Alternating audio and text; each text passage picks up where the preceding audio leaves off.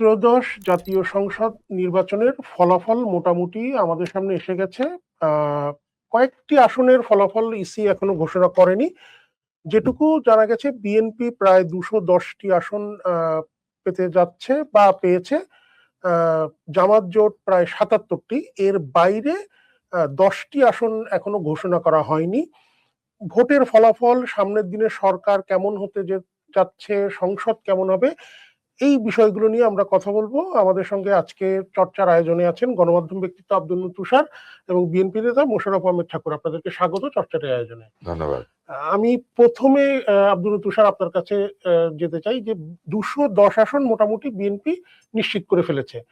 আমরা 2/3 মেজরিটির একটি পার্লামেন্ট পেতে যাচ্ছি। এই 2/3 মেজরিটির পার্লামেন্ট কি ভালো হবে? আসলে পার্লামেন্ট 2/3 মেজরিটি ভালো হবে না খারাপ হবে এইটা আসলে দেখার বিষয় না। বিষয় হচ্ছে যারা সংসদে গিয়েছেন তারা দায়িত্বশীল আচরণ করবেন কি। 2/3 মেজরিটি থাকলে সরকার চালানো অনেক সোজা হয় এবং বাংলাদেশকে যদি সঠিকভাবে পরিচালনা করতে হয় তাহলে এই বাংলাদেশের সকল কিছুর উপরে যে কর্তৃত্ব, সেই কর্তৃত্ব আরোপ করাটাও সহজ হয়। ফলে কেউ যদি সৎ উদ্দেশ্য নিয়ে এই 2/3 মেজরিটিকে ব্যবহার করেন তাহলে কিন্তু কোনো অসুবিধা হওয়ার কথা না। আমাদের এখানে 2/3 মেজরিটি কেন বিতর্কিত হয়েছে? কারণ হচ্ছে 2/3 মেজরিটির সুযোগ নিয়ে দলের নেতা অথবা দলের মধ্যে অবস্থিত কোটারি স্বার্থ আছে এমন ব্যক্তিরা দলকে নিয়ন্ত্রণে নিয়ে তারপর দলের মাধ্যমে পুরো দেশকে নিয়ন্ত্রণ করার চেষ্টা করেন এবং তারা তাদের অন্যায় সিদ্ধান্ত মানুষের উপরে চাপিয়ে দেন। কিন্তু আপনি যদি অন্যভাবে চিন্তা করেন, 2/3 মেজরিটি থাকলে যে কোনো ধরনের পরিবর্তন, আইন তৈরি করা, একটা সিদ্ধান্ত দেয়া, এমনকি সংবিধানে পরিবর্তন আনা, এই সব বিষয়গুলি একটি দল পায় এবং সংসদ সদস্যরা পান। এবং এটা পেলে দলের যদি ভালো উদ্দেশ্য থাকে তাহলে কিন্তু তারা সেটা করতে পারে। মনে করেন এই যে কনস্টিটিউয়েন্ট অ্যাসেম্বলি তৈরি করার ব্যাপার হলো, এটা তো দরকারি হওয়ার কথা না। কারণ সংবিধানে একটি দল 2/3 মেজরিটি পেলে তারা যুক্তিসঙ্গত সংশোধনী আনতে পারে এবং সেটা নিয়ে সংসদে আলোচনা হতে পারে। মূলত এই 2/3 বিষয়টি যে ঘটেছে এর কারণ হচ্ছে জনগণ আসলে তাদের ভোটের মাধ্যমে আলী রিয়াজ এবং তার দলীয় লোকরা যে নানান ধরনের সংশোধনী আমাদের উপর চাপিয়ে দিয়েছিলেন, এইটাকে একটা ছোট্ট উত্তর দিয়েছে। তারা কিন্তু বারবারই চেয়েছে যে এই সংসদে 2/3 মেজরিটি না আসুক অথবা 2/3 মেজরিটি কেউ পেলে তারা যেন কোনো কিছুকে উপেক্ষা করতে না পারে। কিন্তু এখন আইনগতভাবে কিন্তু এই 2/3 মেজরিটি দিয়ে নতুন ভাবে গণভোটের আয়োজন করারও শক্তি আছে এই এই এই বিএনপি। এবং প্রকৃতপক্ষে আমাদের বাংলাদেশের মানুষ যে রাজনৈতিক দলগুলিকে পূর্ণ ক্ষমতায় আসীন দেখতে চায় এবং তারা আশা করে যে তারা সেই ক্ষমতাকে দায়িত্বশীলভাবে ব্যবহার করবে, এটা কিন্তু দেখতে পাচ্ছেন। আওয়ামী লীগকে এরকম 2/3 মেজরিটি দিয়েছিল 2008-এ। 79-এও কিন্তু আমাদের একটা ফোর্থ পার্লামেন্ট যেটা, সেটা ওই সময় 2/3 মেজরিটির ইলেকশন নিয়ে অনেক কথা আছে, কারণ তখন সামরিক শাসনের অধীনে ইলেকশন হয়েছে, তখনও তত্ত্বাবধায়ক সরকারের বিষয়টি ছিল না। বাংলাদেশের মানুষ তখনও গণতন্ত্রের চেহারা ভালো করে বুঝে ওঠে নাই। তখন বাংলাদেশ গণতন্ত্রের ট্রানজিশন একটা ফেজ আছে। কিন্তু আমার ধারণা যে তখনও ভোট যেরকমই হোক না কেন হলে পরে বাংলাদেশের মানুষ ওই সময় কিন্তু আসলে বিএনপিকেই ভোট দিত। কারণ আমার মনে আছে আমি তখন ছোট্ট এবং আমি দেখেছি যে প্রবল জোয়ার ছিল। জিয়াউর রহমান সাহেবের অত্যন্ত জনপ্রিয়তা ছিল। আমি এমনকি যারা মানে আমার আত্মীয় স্বজন যারা আওয়ামী লীগ করতেন সেই সময়, তারাও দেশের শান্তি সমৃদ্ধি এইসব কথা চিন্তা করে তাকে ভোট দেওয়ার কথা বলতেন। আমি তো তখন ছোট, কিন্তু ড্রয়িং রুমে কি আলাপ হয় বাড়িতে বা বড়রা কি বলে এটা শুনতাম বসে বসে, এবং তারা ভাবতো কিছুই বুঝি না, কিন্তু আমি তখন অনেক বইপত্র পড়ে আমি কিছু কিছু জিনিস বুঝতাম। তো আমার কাছে মনে হয়েছে এটাতে ভয় পাওয়ার কিছু নাই। যদি বিএনপি দায়িত্বশীল আচরণ করে তাহলে কিন্তু এই 2/3 মেজরিটি বাংলাদেশের অনেক ভালো কাজের জন্য ব্যবহার করা সম্ভব। কিন্তু একটি কর্তৃত্ববাদী সংসদ বা কর্তৃত্ববাদী সরকারের একটা তো আশঙ্কাও থেকে যায়। না, কর্তৃত্ববাদ বলতে আপনি কি বুঝছেন আমি বুঝি না। আমি আপনাকে এটাকে একটু ব্যাখ্যা করে বলি। এই সংসদে 100 আসন থাকলেও সেখানে কেউ 2/3 মেজরিটি পেতে পারত। এই সংসদে 600 আসন থাকলেও কেউ 2/3 মেজরিটি পেতে পারে। এইটা তো কেউ নিয়ন্ত্রণ করবে না। মানুষ যদি কাউকে 2/3 মেজরিটি দিয়ে দেয়, এই 2/3 মেজরিটি কিভাবে এসেছে? শুধু দল জনপ্রিয় বলে এসেছে তা নয়। প্রার্থীরা যার যার এলাকায় জনপ্রিয় অথবা তাদের সেই কর্তৃত্ব এলাকাতে আছে, সেইভাবে তারা জিতে এসেছেন।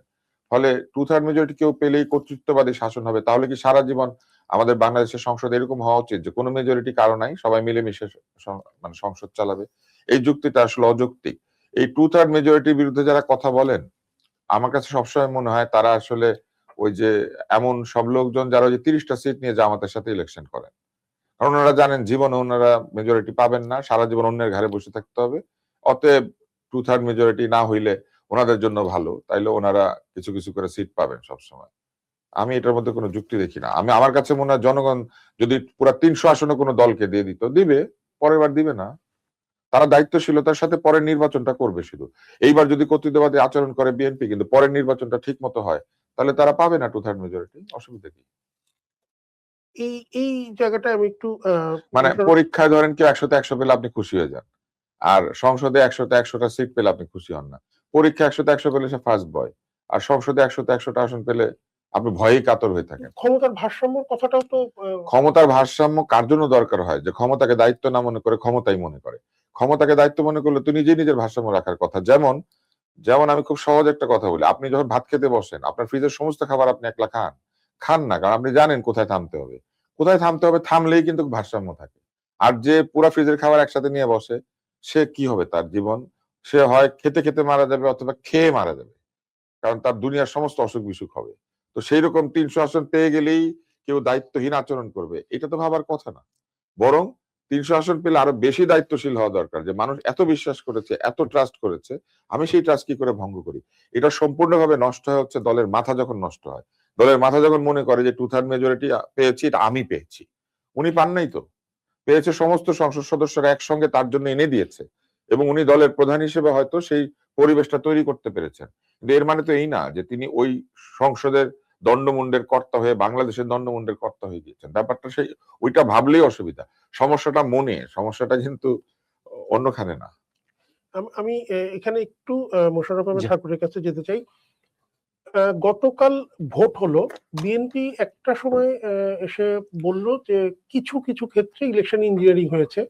জামাত তার শীর্ষ নেতা জামাতের আমির উনি বললেন যে ভোট প্রথম দিকে বললেন যে ভোট সুষ্ঠু হয়েছে, হঠাৎ করে সন্ধ্যার পর থেকে তাদের সুর বদলে গেল। এনসিপিও একই ধরনের কথা বললো। যিনি মানে যেই দল আপনার দল জিতলো তারাও বলছে কিছু কিছু ক্ষেত্রে ইলেকশন ইঞ্জিনিয়ারিং হয়েছে, যারা হারছে তারাও বলছে। আসলে তাহলে ভোটটা কেমন হলো, মানে আপনার মূল্যায়নটা কি? আমি আপনাকে বলবো, আচ্ছা ঠিক আছে। তারপর আপনার চর্চাতে আজকে প্রথম দিন আমার। আপনাকে শুভেচ্ছা, চর্চার দর্শক শ্রোতার জন্য শুভেচ্ছা। এবং বাংলাদেশে এই গণতন্ত্র উত্তরণের একটা ধাপ অন্তত এগুলো, এবং বাকি ধাপগুলি যেন সঠিকভাবে এগোয়, এই প্রত্যাশা নিয়ে সবাইকে শুভেচ্ছা। আমি আপনার জায়গাটাতে আসছি। দেখুন, যে আমরা যে বলছি গণতন্ত্র উত্তরণের যে ধাপটা, সেটা হলো ইলেকশন,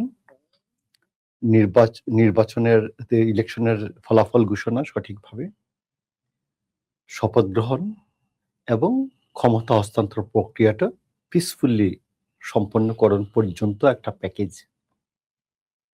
এটা শুধু একটা স্টেপ হলো, একটা পদক্ষেপ হলো। এখন আপনি আসুন, আমার প্রথম পদক্ষেপ নিয়ে আপনি কথা বলছেন যে নির্বাচনটা কেমন হলো। আমি নির্বাচন অবজার্ভ করে 79 থেকে, ভোট দেই 91 থেকে। তো 91 থেকে ভোট দেওয়ার যে স্টোরিটা, এটাও অ্যারাউন্ড 35 ইয়ার্স। এই 35 বছরের মধ্যে এমনকি 79 থেকে দ্বিতীয় পার্লামেন্ট, প্রথম পার্লামেন্ট আমরা খুব একটা বুঝি না, তো দ্বিতীয় পার্লামেন্ট হচ্ছে 79। 79-এর 18ই ফেব্রুয়ারি দ্বিতীয় পার্লামেন্ট নির্বাচনটা হয়। তো আমি মনে করি ওইটার থেকেও এই পার্লামেন্ট নির্বাচনটা উইদাউট ক্যাজুয়ালিটি, মানে নির্বাচনের দিন কোনো সংঘর্ষে কোনো প্রাণহানি হয়নি, তেমন কোনো রক্তপাতের ঘটনাও ঘটেনি।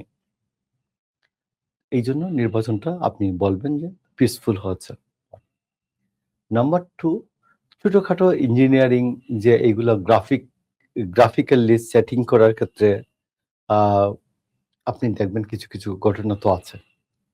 যেমন একটা কাগজে 9টা মার্কা আছে, টোটাল 9টা মার্কার এই অর্ধেকটার পাশে খালি রেখে দেওয়া,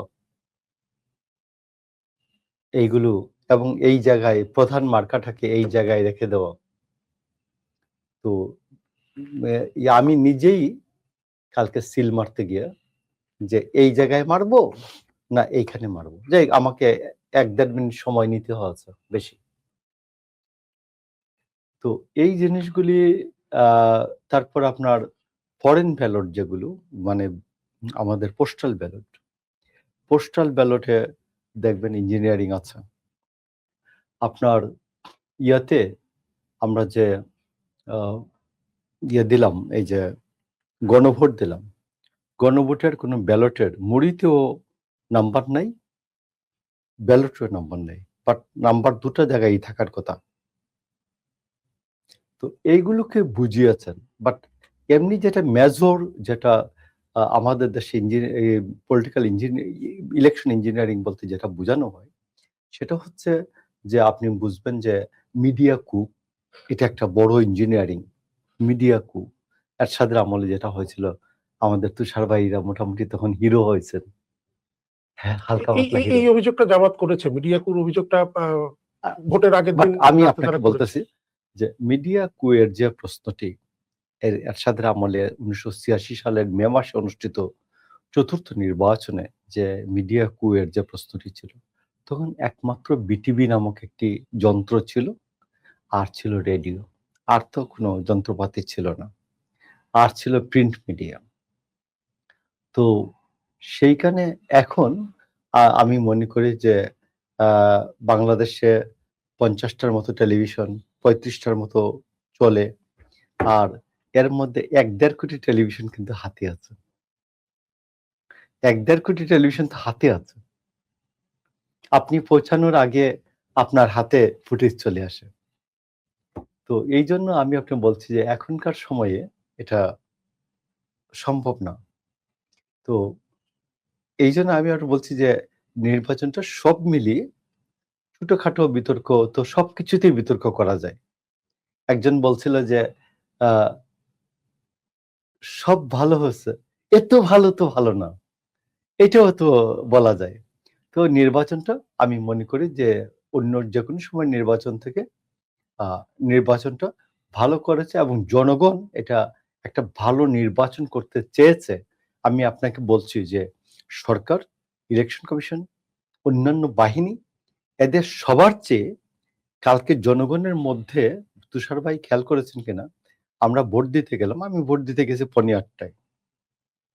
তো কেউ কাউকে সামনে প্রতিযোগিতাটা যে গিয়া সে মানে আগে ছিল নির্বাচনে যাইতো যে লোকজন, আমার কাছে মনে হইতো যে গ্রামীণ টয়লেট আছে না, গ্রামীণ টয়লেটে যে যাওয়ার আগেও খুব তারা, তারপরে এই ওইখানেও খুব তারা, বেরোবার সময়ও কাউকে দেখার সময় নাই। না, কালকে আমি দেখলাম যেমন সে কোনো একটা সিদ্ধান্ত নিতে যাচ্ছে, যেমন পঞ্চায়েত সালিশে যেভাবে মানুষ একটু সময় নিয়ে আসে, সবাই একটু সময় নিয়ে, হাতে সময় নিয়ে গেছে ভোট দেওয়ার জন্য, লাইনে দাঁড়াচ্ছে, এবং সে তারা নাই, ইলেকশন ভোট দিয়ে আসা একটু গল্প করছে, পরিচিত জনের সাথে কথাবার্তা বলছে। এই যে একটা সিদ্ধান্ত গ্রহণমূলক ভাব তার মধ্যে, ভোট প্রদানের বিষয়টা, এটার মধ্যে একটি নতুনত্ব আছে, এবং এটা আমার মনে হয় গণ অভ্যুত্থানোত্তর নতুন পরিস্থিতিতে মানুষের নতুন মনস্তাত্ত্বিক পরিবর্তন। গণ অভ্যুত্থানের কথা যখন আপনি তুললেন, আমি আব্দুল লতিফ স্যারের কাছে একটু যেতে চাই। গণ অভ্যুত্থান পরে হলো, আওয়ামী লীগ বিদায় নিল, অন্তর্বর্তী সরকার গঠন হলো, তারপরে আমরা শুনলাম যে এই গণ অভ্যুত্থানের একটি বা এই সরকারের ম্যান্ডেট হচ্ছে সংস্কার। এর আগে আমরা সেটা শুনিনি, যে জুলাই আগস্ট আন্দোলন যেটা হলো, সেই সংস্কারের ধারাবাহিকতায় গণভোট পর্যন্ত এগুলো। এই যে সংস্কার, যে যেটা বলা হলো, বা একটু বাস্তবায়ন আদেশ, সংবিধান সংস্কার বাস্তবায়ন আদেশ দেয়া হলো, সেটার উপরেই গণভোট হলো, এইটা কি নতুন সরকারের জন্য একটা খাড়ার মতো থাকবে? না, নতুন সরকার যেহেতু বিএনপি গঠন করবে, এবং বিএনপি যেহেতু এই সংস্কার বিষয়ক যে প্রস্তাবগুলি সেখানে তাদের দলীয় মত অনুযায়ী আগেই নোট অফ ডিসেন্ট দিয়েছে, অর্থাৎ তারা জানিয়েছে জনগণকে যে আমরা এই জায়গাগুলি আসলে মানতে রাজি নই। কিন্তু সরকার তো রাখেনি এই যখন জুলাই সনদ 2/3 সংখ্যাগরিষ্ঠতা পেলে এই সংসদ সহজেই আগের সরকারকে চাইলে অবৈধ ঘোষণা করে দিতে পারে। এইটা খুব, হ্যাঁ, অধ্যাদেশ তো অনুমোদন নাই, কোনো অধ্যাদেশের অনুমোদন নাই, যা করা হয়েছে সব বেআইনি ভাবে করা হয়েছে এবং এই সংসদ আমাদের সংবিধানের অধীনেই প্রতিষ্ঠিত হয়েছে, সাংবিধানিক নিয়ম অনুযায়ী হয়েছে। এই সংসদ নির্বাচন আয়োজন করেছে যে নির্বাচন কমিশন, সেটা একটা সাংবিধানিক প্রতিষ্ঠান। যে আদালত আছে সেই আদালত সংবিধান সমুন্নত রাখতে প্রতিজ্ঞাবদ্ধ। সংবিধানের অধীনে শপথ গ্রহণকৃত রাষ্ট্রপতি এখনো আছেন, সংবিধানের অধীনে শপথ নেওয়া সেনাবাহিনী প্রধান আছেন এবং পুরনো সংবিধানের অধীনে বাংলাদেশের সকল কর্মকাণ্ড পরিচালিত হয়েছে। এই সংবিধানটা সবচেয়ে বেশি অপছন্দ ছিল আসলে এই অন্তর্বর্তী সরকারের মনে হয়েছে, এবং তারা বিভিন্ন জায়গাতে নিজেরা সংবিধান লঙ্ঘন করেছেন এবং সেই লঙ্ঘিত সংবিধানের যে বিষয়গুলি সেগুলি কোনোভাবে র্যাটিফাইড না। ফলে এই যে আপনি যেটা বললেন, এই সরকারকে জনগণ ওই জায়গাটা দিয়েছে এই কারণে যাতে এই সংবিধানটা তারা রক্ষা করতে পারে। কারণ এই সংবিধানকে ওলটপালট করার জন্য আলী রিয়াজ সাহেবরা যে এত হ্যাঁ ভোট দিতে বলেছেন, আলী রিয়াজ সাহেব কোথায় ভোট দিয়েছেন আপনি জানেন? উনি কোন ভোট কেন্দ্রে ভোট দিয়েছেন আপনি জানেন? উনি সবাইকে বলেছেন হ্যাঁ ভোট দিতেই হবে। উনি বাংলাদেশের নাগরিক, ওনার কি ভোটাধিকার আছে বাংলাদেশে? আমাদেরকে ভোট দেওয়ার পরামর্শ দেয়, নিজে ভোট দেয়? এই প্রশ্নটা কিন্তু জনগণ করতে পারে নাই, কিন্তু জনগণ বলে দিয়েছে যে আমরা এমন একটা দলকে, যারা মুক্তিযুদ্ধে অংশ নিয়েছে, যার নেতা মুক্তিযুদ্ধে অংশ নিয়েছেন, যাদের মুক্তিযুদ্ধের প্রতি এক ধরনের কমিটমেন্ট আছে, আমরা তাদের হাতে আরেকবার মুক্তিযুদ্ধের সংবিধানটা দিয়ে দিলাম। এখন বিএনপির দায়িত্ব তারা সেটাকে কি করবে এবং করবে না। কিন্তু জনগণ কিন্তু ঠিকই মুক্তিযুদ্ধের পক্ষের একটি শক্তির হাতে মুক্তিযুদ্ধের সংবিধানটা দিয়ে দিয়েছে। আর আলী রিয়াজ সাহেবরা এই সংবিধান বদল করতে হ্যাঁ ভোট দিতে বলে নিজে হ্যাঁ ভোট দেয় নাই, এবং আপনি দেখবেন যে উনি সম্পদের হিসাবও দেয় নাই। কেন উপদেষ্টা সম্পদের হিসাব দিবে না? কারণ উনি তো উপদেষ্টা, ওনার আমেরিকাতে কি সম্পদ আছে সেটাই বলুক, তাই না? প্রফেসর ইউনূস তো বলেছেন যে তার বিদেশে সম্পদ আছে, আরো একাধিক উপদেষ্টা বলেছেন তাদের বিদেশে সম্পদ আছে, তাতে তো কেউ কিছু মনে করে নাই, বরং খুশি হয়েছে যে তারা বলেছেন। একজন আছেন যিনি মিশনে গিয়েছিলেন, গিয়ে সেখানে কিছু আর্থিক উন্নতির কারণে সেখানে হয়তো একটা সম্পদ কিনেছেন, তিনি সেটা উল্লেখ করেছেন। আলী রিয়াজ সাহেব তো বাংলাদেশ থেকে আপোষে গিয়েছেন, আপোষে ফেরত এসেছেন, উনি তো ওইখানেই থাকেন, আমরা জানি ওখানে বাড়িঘর থাকলে তো ওনার কোনো অসুবিধা নাই, কিন্তু উনি সেটা বলে নাই কেন? উনি ওনার জবাবদিহিতা নাই কেন? সবার জবাবদিহিতা উনি নিয়ে নিবে এই এই কি বলে সংবিধান সংস্কার করে, বাংলাদেশের সব লোকের জবাবদিহিতা উনি নিশ্চিত করে ফেলবে, মানুষকে বলবে হ্যাঁ ভোট দিতেই হবে, হ্যাঁ ভোট না দিলে পরে বাংলাদেশ উচ্ছন্নে যাবে, নানান কথাবার্তা বলেছেন। আপনি এখন ইন্টারনেটে সার্চ দেন, ওনার যতগুলো ভিডিও আসবে সবগুলোর মধ্যে ওনার হ্যাঁ ভোটের ভিডিও, আর উনি নিজে ভোটটা দেয় না বা দিয়েছে আমরা জানি না, আর উনি ওনার সম্পদের হিসাব দেয় নাই। আপনি দেখেন হিসাবটা বের করে, আলী রাজ সাহেবের এখানে ব্ল্যাঙ্ক ব্ল্যাঙ্ক ব্ল্যাঙ্ক ব্ল্যাঙ্ক।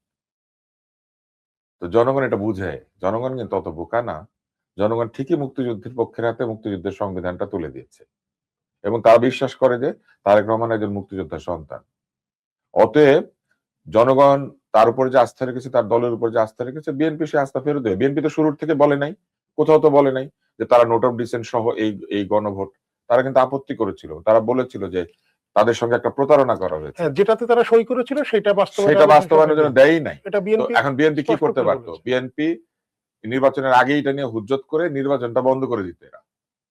অর্থাৎ বিএনপি নির্বাচনে জনগণের উপর আস্থা রেখেছে, বিএনপি জনগণের উপর এই আস্থাই রেখেছে, তারাও জানে যে বাংলাদেশের জনগণ তাদের দিকে রায় দিবে, অতএব তারা এই রায়টার জন্য অপেক্ষা করেছে।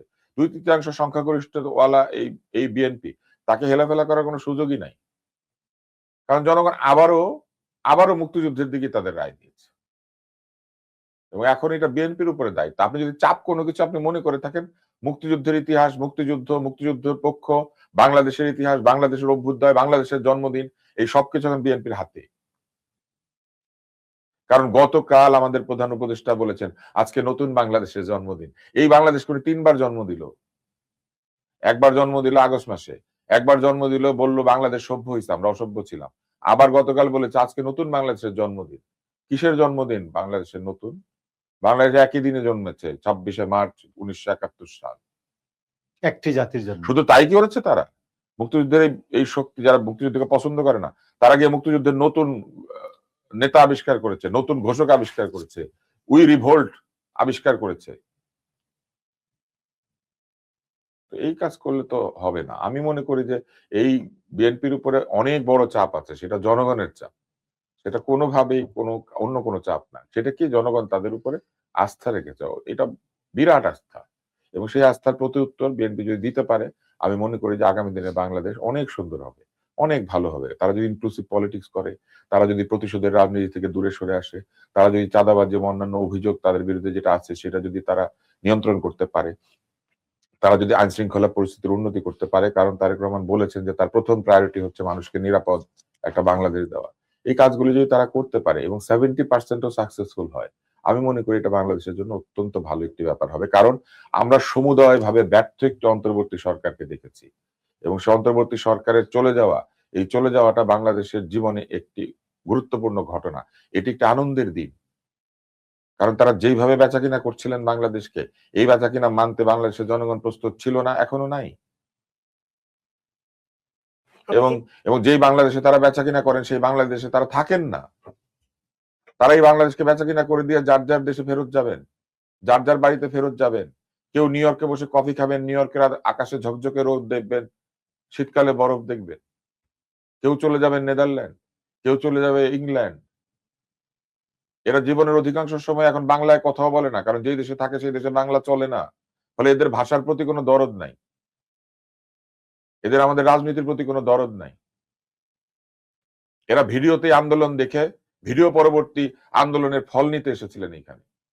আমাদের বাচ্চারা মারা গিয়েছে, সেদিন তারা রাস্তায় ছিলেন না। আমি আব্দুল নূর তুষার ছিলাম, এই ঠাকুর ভাই ছিলেন, আপনি হয়তো ছিলেন। যেদিন এইখানে এই বাচ্চারা মারা যাচ্ছে সেদিন তারা ওই নিউ ইয়র্কে, ইংল্যান্ডে ওইসব জায়গায় বসেছিলেন। তারা ভিডিওতে আন্দোলন দেখে এখানে এসে পরে যোগ দিয়েছেন। আমাদের প্রধান উপদেষ্টা ফ্রান্সে ছিলেন এবং এই আন্দোলন শেষ হয়ে যাওয়ার পরও উনি আমাদেরকে জানিয়েছিলেন উনি ফিরতে পারবেন না। বাংলাদেশের মানুষ রাত জেগে রাস্তা পাহারা দিচ্ছে, ডাকাতির ভয়, চুরির ভয়, আপনার মনে নাই? আর উনি তখন ওনার অন্ত্রের চিকিৎসা করাচ্ছেন। বাংলাদেশের ডাক্তার পাকস্থলীর চিকিৎসা করাতে পারে না। এবং এইখানে এসে উনি কি বিবৃতি দিয়েছিলেন আপনাদের মনে নাই? আমার আছে, আমি তো একটা ডাক্তার। উনি ভোট নিয়ে কথা বলতে গিয়ে বলেছেন বাংলাদেশের ডাক্তারদের উপর লোকের আস্থা নাই, এই জন্য নাকি ইন্ডিয়াতে লোকে যায়। উনি আবার ইন্ডিয়ার বিরুদ্ধে কথা বলেন, কিন্তু ইন্ডিয়ার ডাক্তারদেরকে ভালো বলে দিলেন। আবার নিজে স্বাস্থ্যের ব্যবসা করেন। ওনার একটা প্রজেক্ট আছে স্বাস্থ্য বিষয়ক, উনি টেলিফোনে সবাইকে স্বাস্থ্য পরামর্শ দেওয়ার ব্যবসা করেন। বাংলাদেশের মানুষ অন্ধ না, বাংলাদেশের মানুষ মূর্খ না, বাংলাদেশের মানুষ আর কিছু না বুঝুক, বাংলাদেশ বুঝে। এবং এই দিনটার প্রতীক্ষায় ছিলাম। সবাই বলেছেন না যে এই দিনটার প্রতীক্ষায় সবাই ছিলেন, এই নির্বাচনের প্রতীক্ষায় আমরা বহু মানুষ এই দিনটার প্রতীক্ষায় ছিলাম, যেদিন সমালোচনা করলে পরের দিন রাত্রেবেলা কাউকে ব্যায়ামাগার থেকে ধরে নিয়ে যাবে না, বিনা অভিযোগে ধরে নিয়ে গিয়ে তারপরে অভিযোগ লিখবে না, সুশাসনের কথা বলে মানুষকে প্রতারণা করবে না, নিরাপত্তার কথা বলে মব সন্ত্রাসকে প্রেসার গ্রুপ বলবে না। কিন্তু সেটা ঘটেছে এই দেশে এবং আমরা দেখেছি অসহায়ের মতো যে এই জিনিস হচ্ছে। বলেন, বিপ্লবে যারা প্রাণ দিয়েছে, হতাহত হয়েছে, তারাই সবচেয়ে বেশি রাস্তায় গিয়ে বারবার বলেছে আমাদের চিকিৎসা হয় না, আমরা ক্ষতিপূরণ পাই না। যারা দল বানিয়েছে তারা বিদেশিদের সাথে ইফতার করেছে হোটেলে, কারণ বিদেশিদের সাথে নাকি দামি হোটেলে ছাড়া ইফতার খাওয়া যায় না। অথচ এই বিপ্লবের সন্তানদের বাপ মা এই বিপ্লবীদের সাথে তারা ইফতার করেছে মাদুরবিছায়। আপনি আমরা এগুলো দেখি নাই, আমরা দেখেছি এবং কথাও বলেছি। কথা কও বলে যে বিপ্লব হয়েছিল, সেই বিপ্লবে কথা বলার অপরাধে সাংবাদিক কি কারণে জেলখানে যাবে? ক্ষমতাকে প্রশ্ন করার দায়ে কি কারণে সাংবাদিকের বিরুদ্ধে মিথ্যা মামলা হবে? আমি যদি এখন কথা বলতে থাকি ভাই, এই কথা আগামী 18 মাস চালানো যাবে, কারণ এই 18 মাসের প্রত্যেকটা দিন তারা একটা একটা করে অন্যায় করেছেন। প্রতিদিন তাদের অন্যায় হয়েছে, প্রতিদিন তারা সংবিধান লঙ্ঘন করেছেন, প্রতিদিন তারা মানুষের বিশ্বাসের অমর্যাদা করেছেন, প্রতিদিন তারা এমন সিদ্ধান্ত নিয়েছেন যে সংবিধান মুজিববাদী সংবিধান, এটা ফ্যাসিবাদী সংবিধান, এটা পাল্টাতে হবে এবং সেটা বলে এই সংবিধানের অধীনেই কিন্তু তারা শপথ নিয়ে অন্তর্বর্তী সরকার গঠন করেছে। একটা কোটেশন বলি আপনি দেখুন, আমাদের ডাকসুর মুশতাক হোসেন ডাক্তার, ডাকসুর সাধারণ সম্পাদক মুশতাক ভাই এরা এবং আলী রিয়াজ সাহেবেরা একসময় একই সংগঠন করতেন, জাসুস ছাত্রলীগ করতেন, পরে আলী রিয়াজ সাহেব বাসদ ছাত্রলীগে গেলেন, মুশতাক বেটার জাসুদে থেকে গেলেন। তো যে এই ঐক্যমত কমিশনে আমাদের আলী রিয়াজ সাহেব মুশতাককে ভাইকে বলে দিলেন, মুশতাক ভাই বলছেন আর কি, স্টেটমেন্ট করছেন একটা টক শোতে, যে আপনারা যত কায়দা কৌশল করছেন ৭২-এর সংবিধানকে বাঁচানোর জন্য, ওটা বাঁচাতে পারবেন না। অডাসিটিটা খেয়াল করবেন, ওটা বাঁচাতে পারবেন না। উনি একটা পর্যায়ে বলে ফেলছেন। তো আমি তুষার ভাইয়ের সাথে যোগ করি, বাংলাদেশের মানুষ রায় দিল, আলী রিয়াজ তোমার সংবিধান রিফর্ম, সংবিধান পুনর্লিখন বা সংবিধান প্রণয়ন যে প্রকল্প, এটা বাংলাদেশের মানুষ প্রত্যাখ্যান করেছে। বিএনপির ৩১ দফা তারা নিয়েছে। কিন্তু এখানে আমার বাংলা- একটা বিষয় একটু আমি ইন্টারাপ্ট করি, সেটা হচ্ছে যে গণভোটের তুষার ভাই যেটা শুরু থেকেই বলছিলেন যে বিএনপির একটা বড় দায়িত্ব এখন, যে এত মানুষের ভোটের একটা তো দায়িত্ব আছেই, তারকে ইয়ে করেছে, পাশাপাশি জনগণ গণভোটও দিয়েছে, হাঁ পড়েছে, নাও পড়েছে, স্বাভাবিকভাবে হয়তো হাঁটা একটু বেশি হতে পারে। এইখানে আমি বলছি, যদি নতুন সংসদ মনে করে যে তারা যেই সংস্কারের কথা এতদিন ধরে বলা হলো সেটার জায়গায় অন্য কোনো কিছু আনবেন, নতুন করে কিছু করবেন, সেক্ষেত্রে এই প্রশ্ন কি আসে না যে তাহলে এটার চাপও তো আপনার উপরে আছে, আপনি এটা নিয়ে আগে কথা বলুন। কিসের চাপ? এই যে সংস্কারের জন্য যে কোনো চাপ নেই। কোনো চাপ নাই, এই গণভোট তো অবৈধভাবে হয়েছে। এই গণভোটের যে অধ্যাদেশ সেটা অবৈধভাবে জারি আমি করা পাশ করব না। বিএনপি চাইলে এটাকে বলতে পারে যে আবার গণভোট হবে। তাই গণভোটের অধ্যাদেশ না, কিন্তু কিন্তু জনগণ তো একবার রায় দিল। জনগণ কোন রায় দিয়েছে, কোথায় রায় দিয়েছে? যে গণভোটে হ্যাঁ আর না এর পাশে একটা টিক আর একটা ক্রস দেওয়া আছে। আগে সরকার বলে দিয়েছে কোনটা ঠিক আর কোনটা না। আমি নিজেই তো ভোটটা দেওয়ার সময় আমি অবাক হয়েছি, কি এই জায়গায় আমি জিজ্ঞেস করেছি আমি কোথায় সিল দিব ভাই। আমি জিজ্ঞেস করছি, আমার মতো লোককে যদি জিজ্ঞেস করতে হয় সাধারণ লোক কিভাবে করেছে। এই গণভোট তো অফিসিয়ালি রিগড। শুরুর থেকে সরকার বলে দিচ্ছে এখানে ভোট দিতে হবে। শেখ হাসিনা বলে দিত নৌকাতে ভোট দিতে হবে, লোকের নৌকাতে ভোট হয়ে যাইতো। সেটা যদি হয়ে থাকে, একই কাজ তো এই সরকারও করেছে, আগেই বলে দিয়েছে হ্যাঁ দেন, হ্যাঁ দিতে হবে। এবং হ্যাঁ পক্ষে প্রচার চালিয়েছে। আপনি এখন হ্যাঁ পক্ষে শুধু প্রচার চালায় নাই, ওই ব্যালটটা, ওটার মধ্যে কোনো নাম্বার দেয় নাই। ওই ব্যালটটার জন্য আমাকে আলাদা করে কোনো আঙ্গুলের ছাপ দিতে হয় নাই। ভোট হচ্ছে 2টা আঙ্গুলের ছাপ দিয়েছে একটা, কিংবা সিগনেচার করেছে একটা, আরেকটা তো আমি সাইন করি নাই। ওটা যে কেউ যে কোনো ভাবে এটা ছাপাই না দিয়ে দিতে পারবে, ওই অবস্থা তারা রেখেছেন। আর এই গণভোটের মধ্যে কি কি আছে? এই গণভোটের মধ্যে যেটা আছে সেটা তো জামাতে ইসলামও তাদের আদর্শের বিপরীতে এই গণভোট।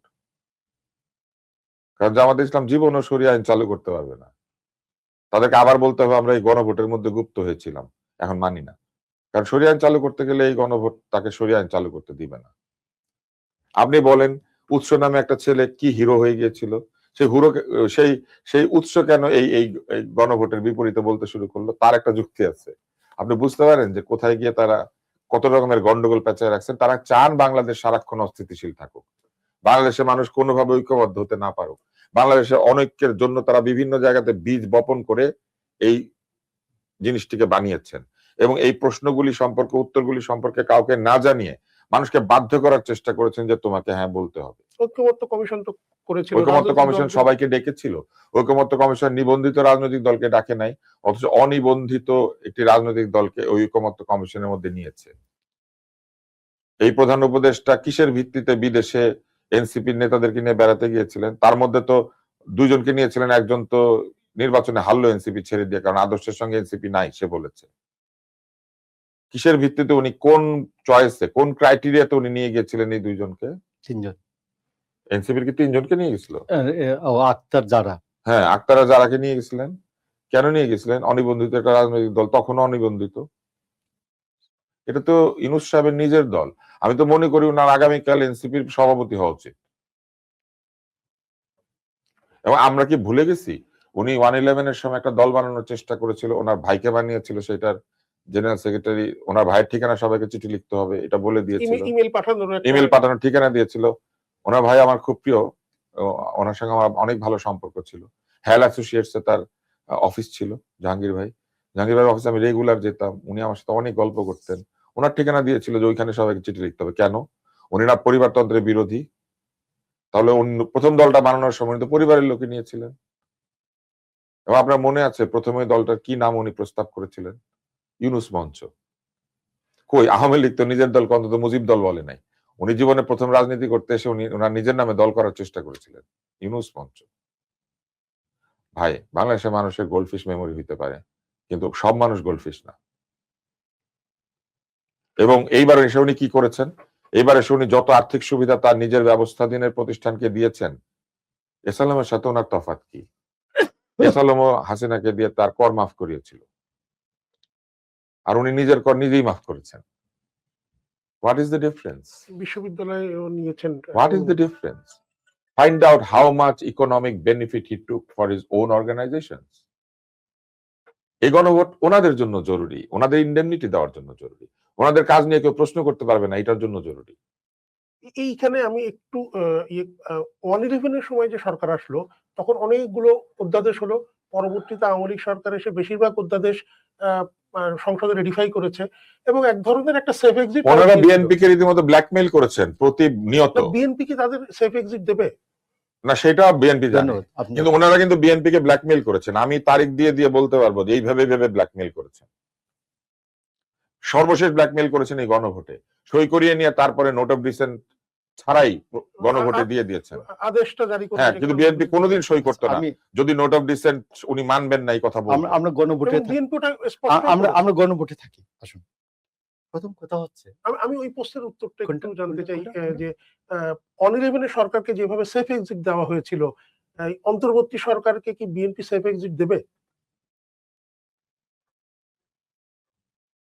এক্সিট তো পেতেই পারে, সেফ কিনা সেটা তো, সেফ না আনসেফ তো পরের কথা। এখানে যারা ফৌজদারি অপরাধ করেছেন ওরা জেলখানায় যাবেন এক্সিট নিয়ে, আর যারা অন্যায় করে নাই ওরা বাড়ি ঘরে যাবে, বিদেশ যাবে, অথবা আর যে যাই এক্সিট তো একটা হবে। সেফ কিনা জানি না। আপনাকে আমি, আমার বেসিক ডিসিপ্লিন হচ্ছে রাষ্ট্রবিজ্ঞান, তারপরে হচ্ছে আইন। আপনাকে সংবিধানের 93 অনুচ্ছেদে আছে রাষ্ট্রপতির অধ্যাদেশ প্রণয়নের ক্ষমতা। আমি আপনাকে বলছি, দেখুন, আমাদের 73 সালে প্রথম জাতীয় সংসদ নির্বাচনের পরে কনভেনশনালিও রাষ্ট্রপতির আদেশ জারির ক্ষমতা আর কোনদিন ছিল না। সংবিধান কার্যকর হওয়ার পরে রাষ্ট্রপতির একটা ক্ষমতা আছে, সেটার নাম হচ্ছে অধ্যাদেশ প্রণয়নের ক্ষমতা, অনুচ্ছেদ নম্বর 93। প্রথম কথা হচ্ছে যে এই জুলাই সনদ নিয়ে যে রাষ্ট্রপতির আদেশ হয়েছে, রাষ্ট্রপতির আদেশটা পুরোপুরি হচ্ছে বেআইনি। লোক একদম বেআইনি। এই বেআইনি কাজটার দায়িত্ব কার? সংবিধানের 48-এর 3 অনুচ্ছেদ অনুযায়ী ক্যাবিনেট বা প্রধানমন্ত্রীর ডিসিশন, প্রধান পরামর্শ ছাড়া রাষ্ট্রপতির 2টা কাজ, একটা হচ্ছে প্রধান বিচারপতি নিয়োগ করেন, আরেকটা হচ্ছে প্রধানমন্ত্রী নিয়োগ করেন। এই দুটা ছাড়া বাকি সব কাজ তিনি ক্যাবিনেটের অথবা প্রধানমন্ত্রীর পরামর্শক্রমে করেন।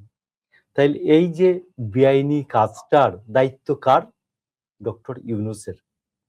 I should say Dr. Yunus should be prosecuted for that illegal order. তাকে রিটেইন করেন। আগে এয়ারপোর্ট, আমি সেনা প্রধানকে বলছি যে এইখান থেকে আগে এয়ারপোর্ট ডক্টর ইউনূসের পাসপোর্টের নাম্বার দিয়ে সিল করে দেন যে তিনি এই বেআইনি কাজের দায় আলোচনা হওয়ার আগ পর্যন্ত উনি বাংলাদেশ ক্রস করতে পারবেন না। নাম্বার 1। নাম্বার 2, দেখুন, 12 হাত মৌলানার 18 হাত দাড়ি। আপনি দেখুন, আমার বাংলাদেশের যে জাতীয় জাদুঘর আছে, এটা কয় একর জায়গার উপর ভাই? এই যে শাহবাগে কয় একর জায়গা? মানে আপনি যেটা বলবেন আর কি, না একটু বড়, 2 বিঘা, 3 বিঘা, বেশি হবে, 4 বিঘা এরকম হবে। আমার ন্যাশনাল আমার জাতীয় জাদুঘর যদি 5 বিঘার উপর হয়, আমি মনে করলাম 5 বিঘা। ধরেন 10 বিঘাই হোক। গণভবনের সমান তো না। না না, গণভবন তো এটা আমার গণভবন হচ্ছে, এটা আমার রাষ্ট্রীয় সম্পদ। 50 একর করে। এইখানে এখানে প্রধানমন্ত্রী বসবাস করেন বা রাষ্ট্র যাকে নির্ধারণ করবে তিনি বসবাস করবেন। হ্যাঁ, ওটা কোনো ব্যক্তিগত সম্পত্তি না। এটা ব্যক্তিগত সম্পত্তি না। না, এটা ওটাকে নির্ধারণ আপনি করা আছে কিসের প্রধানমন্ত্রীর বাসভবন হিসেবে। প্রধানমন্ত্রীর বাসভবন। শেখ হাসিনা তো প্রধানমন্ত্রীর বাসভবন, শেখ হাসিনা তো ওইখানে 17 বছর ইয়েতে এই প্রধানমন্ত্রীর কার্যালয়ে এখানে অফিস করেছে। তো ওইটাকে তো জাদুঘর বানান নেই। তো আপনি ওইটাকে জাদুঘর বানাবেন কেন? ওটা কিসের কিসের ফেস্টিভ্যাল আতুরঘর? ননসেন্স। আমি বলছি, আমি প্রস্তাব করছি যে এখনই যে এই যে জাতীয় জাদুঘর গণভবনকে জাদুঘর বানানোর, জুলাই জাদুঘর বানানোর, যে ওইখানে জুলাই জাদুঘরের জন্য হাইয়েস্ট এইরকম একটা রুমের মতো একটা কর্নার, জাতীয় জাদুঘরে একটা কর্নার করা হইতে পারে, জুলাই জাদুঘর কর্নার। আমার জাতীয় জাদুঘরের একটা কর্নার হইতে পারে জুলাই জাদুঘর কর্নার, এর বেশি না। এবং ওইখান থেকে সব যে ইউনুস সেদিন কতগুলো কর্মচারী নিয়োগ দিচ্ছে, এই কর্মচারী নিয়োগপত্র সব ছিঁড়ে ফেলে ওইটাকে আবার প্রধানমন্ত্রীর বাসভবন রূপে তৈরি করেন ইমিডিয়েট। এইসব ফাইজদামি। এবং ওইখানে যে যাবে বাইরেই আর্মি উঠে, ন্যাশনাল আর্মি আর সেনা প্রধানকে বলছে যে বাইরেই উঠাই দিবেন, পিটাই উঠাই দিবেন। এই ইয়াতে কি বলে, নির্বাচনের আগের রাতে আর্মি যেভাবে অ্যাকশনে ছিল, একবার পাশার চাপড়া উঠায় ফেলবেন। আসুন, যে এই ইয়াতে কি বলে, তুষার ভাই আবেগ একরকম, আমার আবেগটা আরেক রকম। আপনি দেখুন 25 দিনে এই লোকটা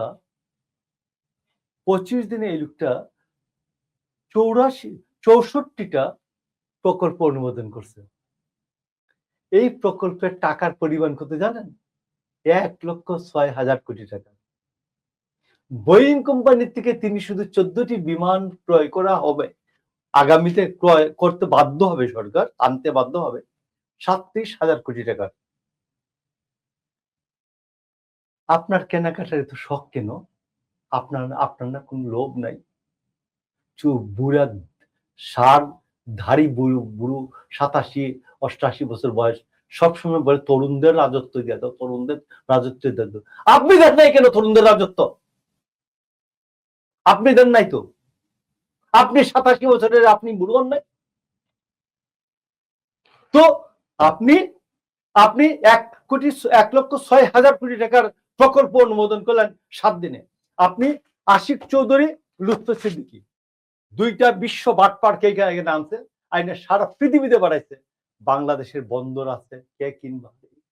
সোনাদিয়া বন্দর আছে, কে কিনবারে? তারপর যা আছে ফেরি করার জন্য পাঠাইছে। খলিলুর রহমানকে পাঠাইছে সারা পৃথিবীতে, এমনকি ইন্ডিয়া পাঠাইছে, দিল্লিতে। স্ট্র্যাটেজি কিনবা, করিডোর কিনবা, কি কিনতে চাও তাড়াতাড়ি? সুলভ মূল্যে বিক্রি হয়ে গেল, ন্যায্য মূল্যে বিক্রি হয়ে গেল, সুলভ মূল্যে বিক্রি হয়ে গেল তাড়াতাড়ি। আর অফার চলছে, বাংলাদেশ বিক্রির অফার চলছে। ডক্টর ইউনূসের মেয়াদ শেষ, তাড়াতাড়ি আসুন। বিক্রি, এই যে মেয়াদ শেষ। এইভাবে উনি গত 1.5 বছর বাংলাদেশকে সারা পৃথিবীতে নিলামে তুলছিল। This is the Yunus government. আপনি কথা প্রসঙ্গে আমেরিকার সঙ্গে বাণিজ্য চুক্তির কথা বললেন, আমি একটু আব্দুল তুষারের কাছে করতে চাই। কয়েকদিন ধরে এই বিষয়টা খুব আলোচনা হচ্ছে যে একদম শেষ সময় এসে আমেরিকার সঙ্গে বাণিজ্য চুক্তি করে 1% শুল্ক কমিয়ে অন্তর্বর্তী সরকার বাংলাদেশে বিক্রি করে দিল, এরকম সমালোচনা আছে। এবং বলা হচ্ছে যে যে দেশ কৃষি প্রধান তাকে কৃষি পণ্য কিনতে হবে আমেরিকার কাছ থেকে। নতুন যে সরকার আসছে তার উপরে তো এটা একটা বড় ধরনের চাপ পড়বে। এই চাপ এই সরকার সামলাবে কিভাবে? গম কে খায় বাংলাদেশে? গম খায় দরিদ্র মানুষেরা, আর গম থেকে তৈরি হয় পোল্ট্রি ফিড। গম মূলত আমাদের পশু পাখির খাবার, যেগুলো আমরা পালি, যেমন এই মুরগি, পোল্ট্রি, তারপরে মাছ। আমাদের যে এখানে প্রোটিন উৎপাদন, এটা গমের উপরে একটা নির্ভরশীল। পোল্ট্রি ফিডে প্রচুর গম ব্যবহৃত হয়। আর দরিদ্র মানুষের আটা খায়, দরিদ্র মানুষেরা গম ব্যবহার করে। গম কিনবে বাংলাদেশ বেশি দামে, এখন যেখানে গমের সোর্স অন্য দেশে আছে তারপরে, এবং এই গম ওখান থেকে আসবে, এইটা উনি চুক্তি করেছেন। তারপর উনি কি করেছেন? উনি $15 বিলিয়ন জ্বালানি কিনবেন বলেছেন। যে এলএনজি স্পট মার্কেটে বিক্রি হয়, প্রতিদিন দাম ওঠে নামে। উনি এসেই কিন্তু পিটার হাসের সাথে একটা চুক্তি করেছিলেন, যে চুক্তির মধ্যে উনি বেশি দামে এলএনজি কিনেছিলেন অন্যান্য জায়গার চাইতে। এবং উনি যখন বিদেশে গেলেন ক্লিন্টন ফাউন্ডেশন না কার দাওয়াতে, ওনার বাম পাশে ওনার বডিগার্ডের মতো পিটার হাস দাঁড়িয়েছিলেন। উনি সেলফি তুলছেন, কে কার তার সাথে সেলফি তুলবে এটা কন্ট্রোল করছেন পিটার হাস। এগুলো আমরা দেখেছি। তো এগুলা দেখলে তো একটা সিগন্যাল পাওয়া যায়। অতএব উনি এইটা একটা করেছেন, $15 বিলিয়ন জ্বালানি আসবে আগামী এই 15 বছর এই চুক্তিটার মেয়াদ। এবং এই কাজটি উনি কি করলেন, শুধু যে বিএনপি সরকারের উপর চাপিয়ে দিলেন তা না, অনাগত আরো দুটি সরকারের উপর চাপিয়ে দিয়েছেন এই জিনিসটা। এটা করার অধিকার ওনাকে কে দিয়েছে? অন্তর্বর্তী সরকার কি বাংলাদেশের অর্থনীতির উপরে এইভাবে প্রভাব বিস্তার করতে পারে, এসব চুক্তি সই করা অথবা না করার অধিকার রাখেন? আর মাত্র 7 দিন পর একটি নির্বাচিত সরকার আসতে যাচ্ছে, সেই নির্বাচিত সরকারকে পাশ কাটে উনি তড়িঘড়ি করে এই চুক্তিটা সাইন করালেন একজন সরকারি কর্মকর্তাকে দিয়ে। উপদেষ্টারা কেউ গেলেন না। উপদেষ্টারা কেউ গেলেন না কেন? কেন বশির গেল না? কেন আসিফ নজরুল গেল না? কেন ওনার এই খলিল সাহেব অথবা এরা গেল না, এই যে বাকি যারা আছে, লুৎফি সিদ্দিকী গেল না? কেন আশিক চৌধুরী গেল না? কেন এই চুক্তিটা করার সময় গেল একজন সরকারি আমলা? আবার যাওয়ার সময় বলছে আমলাতন্ত্র ভালো না, এই জন্য আমরা কাজ করতে পারি না। আমলাতন্ত্র লন্ড ভন্ড করেছে ওনারা বসে, রিটায়ার করে রিটায়ারমেন্টের মধ্যে 15 বছর পার হয়ে গেছে এমন লোকজন করে নিয়ে আসছে। প্রমোশন দেওয়ার ক্ষেত্রে অনেক ধরনের সমালোচনা হয়েছে। হ্যাঁ, এগুলি তো তারা করেছেন। তো এগুলো আমরা দেখি না? ওনারা যা খুশি, আমি বললাম না যে ওনারা গত 18 মাসে প্রত্যেক দিন কিছু না কিছু অন্যায় কাজ করেছেন। তার মধ্যে একটা হচ্ছে গণভোট, যেটা আপনি বলছিলেন। এই গণভোটটা তারা সম্পূর্ণ বেআইনিভাবে আয়োজন করেছেন। প্রথমত সংবিধানে কোথাও বাংলাদেশে গণভোট সংক্রান্ত কোনো আইনই নাই। এই আইনটা তারা বানিয়েছেন। অন্তর্বর্তী সরকার তো নতুন আইন, সাংবিধানিক আইন বানাতে পারে না। অন্য আইন বানাতে পারে যেগুলোর জন্য সংবিধানে সংশোধনী আনতে হয় না।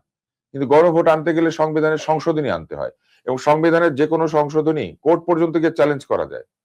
ওনারা আবার এই আইনটার মধ্যে এটাও রেখে দিয়েছেন যে কোর্টে যাওয়া যাবে না, কারণ ওনারা জানেন যে কোর্টে গেলে পরে এটা চ্যালেঞ্জ হবে এবং এটা কোর্ট মানে চক্ষু লজ্জার কারণে হইলেও এটাকে ওকে করতে পারবে না। এবং তাহলে পৃথিবীর ইতিহাসে কোর্টের সম্পর্কে বিভিন্ন গবেষণা হবে। এই বিষয়টা নিয়েও মানে আলোচনা উঠেছিল যে বাংলাদেশ একটি দেশের সুপ্রিম ল হচ্ছে সংবিধান, তার উপরে তো কোনো ল হতে পারে না। না, যেই পাওয়ার সুপ্রিম ল হিসেবে কনস্টিটিউশনের আছে, এবং কনস্টিটিউশনের সংসদ সদস্যদের মতামতকে উপেক্ষা করে কোনো কিছু নিজে নিজে সংযোজিত হতে পারে না। অটোমেটিক কিছু হতে না, পারে না। ইউনূস সাহেবের কথাবার্তা তো ওহি না, যেটা আমাদেরকে মানতে হবে। পরবর্তীতে সেটা রাজনৈতিক চাপের কারণে তারা ওখান থেকে সরে আসতে বাধ্য হয়েছে। ওনারা যেটা করেছেন, সুকৌশলে বিএনপিকে কন্টিনিউয়াসলি ব্ল্যাকমেইল করেছেন, কারণ বিএনপি কোনো উগ্রবাদী দল না। বিএনপি একটা নিয়মতান্ত্রিক রাজনৈতিক দল, ইলেকশন করতে চায়, এবং প্রতিনিয়ত বিএনপিকে এমন জায়গায় ঠেলে দিয়েছেন যে তুমি যদি না বলো তাহলে ইলেকশন হবে না, তুমি যদি না বলো তাহলে ইলেকশন পিছায় যাবে। ওনাদের কতগুলো লাল্লু পাঞ্জু আছে, সেই লাল্লু পাঞ্জুদেরকে দিয়ে ওনারা ক্ষেত্র বিশেষে সেনাবাহিনীকে ধমক লাগিয়েছেন। ইট খুলে নিবেন, বিভিন্ন অফিসের ইট খুলে নিবেন। সেনা প্রধানের সাথে একজনের নাম উল্লেখ করে স্লোগান দিয়েছেন, তাই না? এরা যখন আন্দোলন করেছে তখন আকাশ থেকে ঠান্ডা পানি বর্ষণ করেছেন, অন্যদের জন্য গরম পানি, ওনার লোকের জন্য ঠান্ডা পানি। এবং এইবারের নির্বাচনে সেরকম একজন এমপিকে জিতিয়ে আনার জন্য সবকিছুকে ম্যানিপুলেট করা হয়েছে। ঋণ খেলাপির আইনকে ম্যানিপুলেট করানো হয়েছে। কোর্টে গিয়ে সেইখানে আরেকজনের কোর্টে হিয়ারিং শুনতে রাজি হয় নাই কোর্ট একটা পর্যায়ে, এবং সে জিতেও এসেছে। চৌধুরী সাহেবের কাছে, ওই মির্জা সাহেবের কাছে হানিফ খুব ইম্পর্টেন্ট থাকে, কারণ হানিফ প্রত্যেক কথায় করে। তো এই লাঠিয়ালদেরকে উনি জিতানোর জন্য রীতিমতো বক্তৃতা দিয়েছেন যে এরা জিতবে, এরা মন্ত্রী হবে। দেখি মন্ত্রী হয় কিনা। এবং আমি বাংলাদেশে আপনাকে জিনিসটা বলি, সেনা প্রধানকে অপমান করার পরও আপন মনে ঘুরে বেরিয়েছে, এমপি হয়ে গিয়েছে। আর আনিস আলমগীর গ্রামীণ ব্যাংকে গালি দিয়েছে, সেই জন্য বিনা মামলায় ধৃত হয়ে তারপরে তার নামে মামলা রুজু করা হয়েছে। এখন তার বিরুদ্ধে দুর্নীতির অভিযোগেও নাকি অনুসন্ধান দুদক করছে। সেগুলোর উত্তর তিনি দিবেন, কোনটা দুর্নীতি কোনটা দুর্নীতি না। কিন্তু মামলা, প্রথম যে মামলাটা করা হয়েছে তার বিরুদ্ধে, যেটা দিয়ে তাকে ধৃত করে রাখা হলো, এবং পরে তাকে আটকে রাখতে পারবে না বুঝে আবার একটা নতুন মামলা ইস্যু করলো। কেন? সেনাপ্রধানকে গালি দিলে বিচার হয় না, আর গ্রামীণ ব্যাংককে গালি দিলে বিচার হয়। আপনি আরেকটা মজার জিনিস আপনাকে বলি, ওনারা সম্পদের হিসাব দিয়েছেন না, উনি তো কারো ঋণ আদায় না করে থাকতে পারেন না, 98% ঋণ উদ্ধার করেন। এটাই তো ওনার কৃতিত্ব। গরিব মানুষ নাকি সব ঋণ শোধ করে দেয়, এটা তিনি বলার চেষ্টা করেছেন। গরিব মানুষ ঋণ শোধ করে, বড় লোকেরা ঋণ শোধ করে না। উনি মর্টগেজ ছাড়া ঋণ দেন, তাই না? ওনার স্ত্রীর একটা ঋণ আছে এই হিসাবের মধ্যে, দেখবেন 2024-এ বলা হয়েছে এবং 2025-এ বলা হয়েছে। ব্যক্তিগত দায় অথবা কোথাও দায়, এটা দায় তো, ঋণ হতে পারে স্বামীর অ্যাকাউন্ট থেকে ঋণ নিয়েছেন, ঋণ তো, কিন্তু ওই ঋণটা 1 বছরে 1 টাকাও শোধ করে নাই। গরিব মানুষের 98% ঋণ উদ্ধার করে নিয়ে আসে। এই তার ফাইলের মধ্যে কোটি টাকা থাকার পরেও, নিজের ইনকাম লক্ষ টাকা, 50 লক্ষ টাকা বেশি হওয়ার পরেও স্ত্রীর ঋণটা যে অবস্থা ছিল সেই অবস্থাতেই আছে, ঋণ শোধ করে না। ঋণ খেলাপি শুধুমাত্র ঋণ খেলাপি হয় না, ঋণ শোধ না করার প্রবণতাও, পকেটে পয়সা থাকার পরেও, সেটাই বা কি? মনে করেন আমি আপনার কাছে ধার নিয়েছি, আমি আপনাকে ধারটা শোধ করি না, এটা কি জিনিস? মানে এটা কোনো হ্যাঁ, ওনারা এরকমই, আচরণ না। ওনারা এরকমই। ওনারা আমাদেরকে হ্যাঁ ভোট দিতে বলবেন, কিন্তু আলী রিয়াজ কোথায় ভোট দিয়েছে এখনো জানি না। হয়তো দিয়েছে, আমরা জানি না আর কি, বলুক কোথায় দিয়েছে। ওনারা সবার সম্পদের হিসাব দিয়েছেন, কিন্তু আলী রিয়াজেরটা ব্ল্যাঙ্ক। আলী রিয়াজের চাকরি চলে যাওয়ার সাথে সাথে উনি উপদেষ্টা পদমর্যাদা আবার নিয়োগ পেয়ে গেলেন। কি উপদেশ দিয়েছেন আলী রিয়াজ ওনাকে এই লাস্ট 3 মাস, এই ঐকমত্য কমিশন শেষ হওয়ার পরে? ওই ক্ষমতায় থাকার শেষ দিনটা পর্যন্ত আলী রিয়াজকে পালতে হবে। আমরা আবার লিখেছে কি উনি কোনো বেতন টেতন নেয় না। তো বেতন নেন না তাতে কি হয়েছে? আপনার সম্পদের হিসাব দিতে পারেন না, বেতন নেন না মানে তো ঘুষ খান না, ব্যাপারটা সেরকম না। আমি বলছি না ঘুষ খায় না, কিন্তু সম্পদের হিসাবটা তো এই জন্যই চাওয়া হয়েছিল। ওই সম্পদের হিসাব অর্থ বছর হিসাব করে দিয়েছে, উনি তো শেষের দিকে এসে শেষের দিকে উপদেষ্টা হয়েছেন। ধরেন আগে ঐকমত্য কমিশনে যদি উনি বেতন নিয়ে থাকেন বা নাও নিয়ে থাকেন, আমরা তো সেই জন্য জানতে চাই নাই। উনি সম্পদের হিসাব দিবেন এই কারণে যে ওনার সম্পদ বেড়েছে না কমেছে, কি হয়েছে না না হয়েছে। যেমন রিজওয়ানা হাসানের সম্পদ কমে গিয়েছে, আমি বেশ আনন্দ পেয়েছি এটা দেখে যে ওনার সম্পদ কমে গিয়েছে, কিন্তু ওনার স্বামীর ঋণ শোধ হয়ে গিয়েছে। পরিষ্কার দেখা যাচ্ছে যে আসলে ওই টাকাটা দিয়ে ঋণটা হয়তো শোধ হয়েছে, কারণ 1 কোটি টাকার উপরে ওনার সম্পদ কমেছে, আবার ওনার স্বামী এবি সিদ্দিকের 1 কোটি টাকার উপরে ঋণ পরিশোধ হয়ে গেছে। তো আমার দেখে ভালো লেগেছে একটা ধারণা।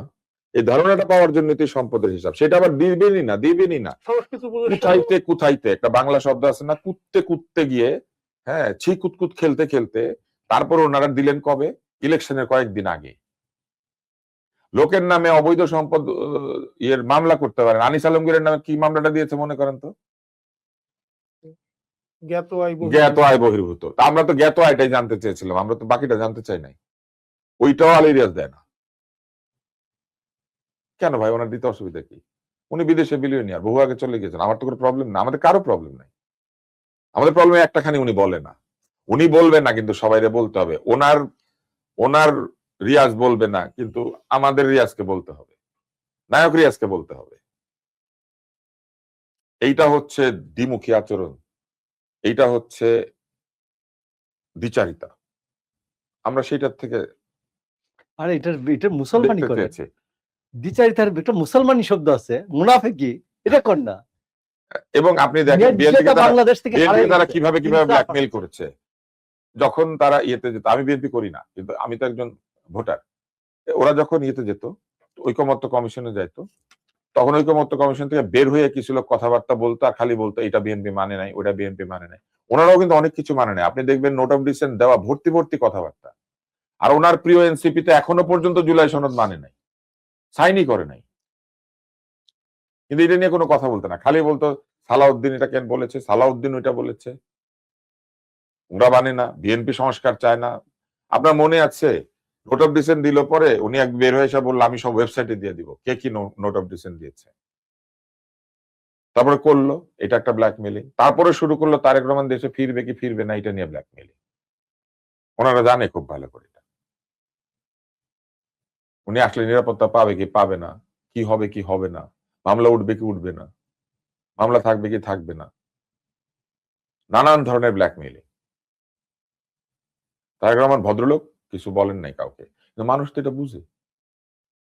নাহলে উনি কেন লিখেছিলেন যে একটি দলের প্রধানের ফিরে আসার জন্য বহু কারণ থাকে যেটা আমি বলতে পারি না? কোন কারণটা উনি বলতে পারেন না। আজকে জনগণ তাকে 2/3 ভোট দিয়ে বলার স্বাধীনতা দিয়ে দিয়েছে। আমি আশা করব তিনি একটা বই লিখবেন, যে বইয়ের মধ্যে উনি লিখবেন, সত্যি কথাগুলো লিখবেন, যে কেন উনি কেন ওনার দেরি হয়েছিল, কেন উনি এতদিন নির্বাসনে ছিলেন, ওই নির্বাসিত জীবন ওনাকে কি কি করতে হয়েছে এবং হয় নাই, কোন কাজটা কৌশলের কারণে করেছিলেন, কোন কাজটা মন থেকে করেছিলেন, বলেন। নেতা কোনো ফেরেশতা না, আমরা ফেরেশতাকে নেতা চাইও না। ফেরেশতার জায়গা বেহেশতে, যেটা টিকিট জামাত ইসলাম বিক্রি করে। আমরা মানুষ চাই, আমাদের মতো মানুষ, যে কষ্ট পায়, দুঃখ পায়, কাঁদে হাসে, কাঁদে হাসে, ভুল করে, ভুলের অনুশোচনা করে, মাফ চায়। আমরা আমাদের মতো মানুষকে দেখতে চাই এখানে। এই আপনি যে এখন এই কথাগুলো যদি উনি বলে কালকে, আপনি দেখবেন কত কিছু বের হয়ে যাবে। হয়তো বলবে না, উনি ভদ্রলোক, কিন্তু আমি মনে করি আমাদের জানার অধিকার আছে। আমাদের ভাগ্য নিয়ে কারা চিনিমিনি খেলেছে, কারা আমাদের ভোট আমাদের মতামত ছাড়া মানুষকে দিয়ে দেয়। আপনি বলেন একটা কথা, শরীফ ওসমান হাদি, এই বাচ্চারা বারবার বলেছিল যে আমার জীবনের হুমকি আছে। উনি নিজেদের গানম্যান, নিজেদের লোকদেরকে গানম্যান দিতে তো 1 ঘন্টা দেরি করেন নাই। তখন উনি শরীফ ওসমান হাদিকে চিনতেন না? গুলিবিদ্ধ হওয়ার 3 দিনের মধ্যে হেলমেটের মধ্যে ছবি লাগায় উপর থেকে লাফ দেয়। এবং আপনি একটা অবাক ব্যাপার লক্ষ্য করবেন, একজন লোক শুধু এই ছবিটা ব্যবহার করার অধিকার, বাকিদের হেলমেটে তো ছবিটা ছিল না। বিকজ দে স্টার্টেড সেলিং হিম। আর যেই কথাটা শরীফ ওসমান হাদি বারবার বলেছে যে আমার মৃত্যুর পরে হত্যার বিচারটা করবেন, এটাই হয় না, বাকি সব হয়। তো এটি তো আমরা দেখলাম গিনেস বুকে ওয়ার্ল্ড রেকর্ড হয়ে গেল। বিচার হলো, এবং বিচারের দাবিতে কি হলো? তারা মিছিল করলো কবে? যেদিন বিএনপির ম্যানিফেস্টোটা হয়। এই ম্যানিফেস্টোর দাবিতে, এই বিচারের জন্য দাবিতে কে এসে হাজির হলো? যে কিনা বরিশালে ইলেকশন করে, যে কিনা রাজশাহীতে ছাত্র নেতা। ওই দিন তারা সব, ঢাকারও একজন এই পরাজিত এই প্রার্থী উনিও হ্যাঁ গিয়েছিলেন। হ্যাঁ, উনিও গিয়েছিলেন। গেল কি এনসিপি, তাই না? শরীফ ওসমান হাদির যে সিটটা, সেই সিটটাতে জামাতের প্রার্থী দেওয়ার কথা ছিল, সেদিন তো তারা প্রার্থী বন্ধ করেন নাই। সেই সিটে তো এনসিপি কেন প্রতিদ্বন্দ্বিতা করতে গেল? ইনকিলাব মঞ্চ থেকে একজনকে দিত, এনসিপি মনোনীত করত। কই, ইনকিলাব মঞ্চ টিকিয়ে রাখার কোনো আগ্রহ তাদের নাই। মুগ্ধ, আপনার কথা মনে আছে? মুগ্ধের কথা, মুগ্ধ স্ট্যাটাস কি দিয়েছিল? মুগ্ধর শেষ স্ট্যাটাস আপনার মনে আছে? যে এই আন্দোলন আমাদের ছাত্রদের আন্দোলন, এর মধ্যে জামাত শিবির রাজাকার ঢুকেছে, আপনার মনে আছে? হ্যাঁ, মুগ্ধর ছবি জামাতের ম্যানিফেস্টোর উপরে, বেচার সময় মুগ্ধকে লাগে। ওই শেষের স্ট্যাটাসটা বলেন না। আপনারা যে গুপ্ত ছিলেন, গুপ্ত, এই গুপ্তের কথা তো মুগ্ধই প্রথম বলেছে। বেচার সময় মুগ্ধর ছবি উপরে থাকে, বেচার সময় ওসমান হাদির ছবি উপরে থাকে। ওসমান হাদি কি জামাতে ইসলাম করতেন? না। প্রকাশ্যে ওসমান হাদির মৃত্যুর পরে ওসমান হাদি তাদের সম্পত্তি হইলেন, কিন্তু যেদিন সে জীবিত অবস্থায় নির্বাচনে অংশ নিচ্ছিল, সেদিন তার বিরুদ্ধে প্রার্থী দিতে আপনারা দেরি করেন নাই। ওই আসনে কে জামাতের প্রার্থী আমরা তো তখনই জানি। এইগুলি হচ্ছে ব্ল্যাকমেইলিং এর। এবং তারপরে তারা কি করতো?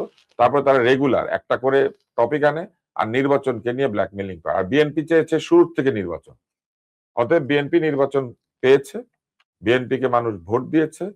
বাকি দিন বিএনপি কি করে আমরা সেটা দেখব, এবং যদি আমরা দেখি যে বিএনপিও ভুল করছে আমরা সমালোচনা করবো। আমরা তো এই অধিকারটাই চেয়েছি।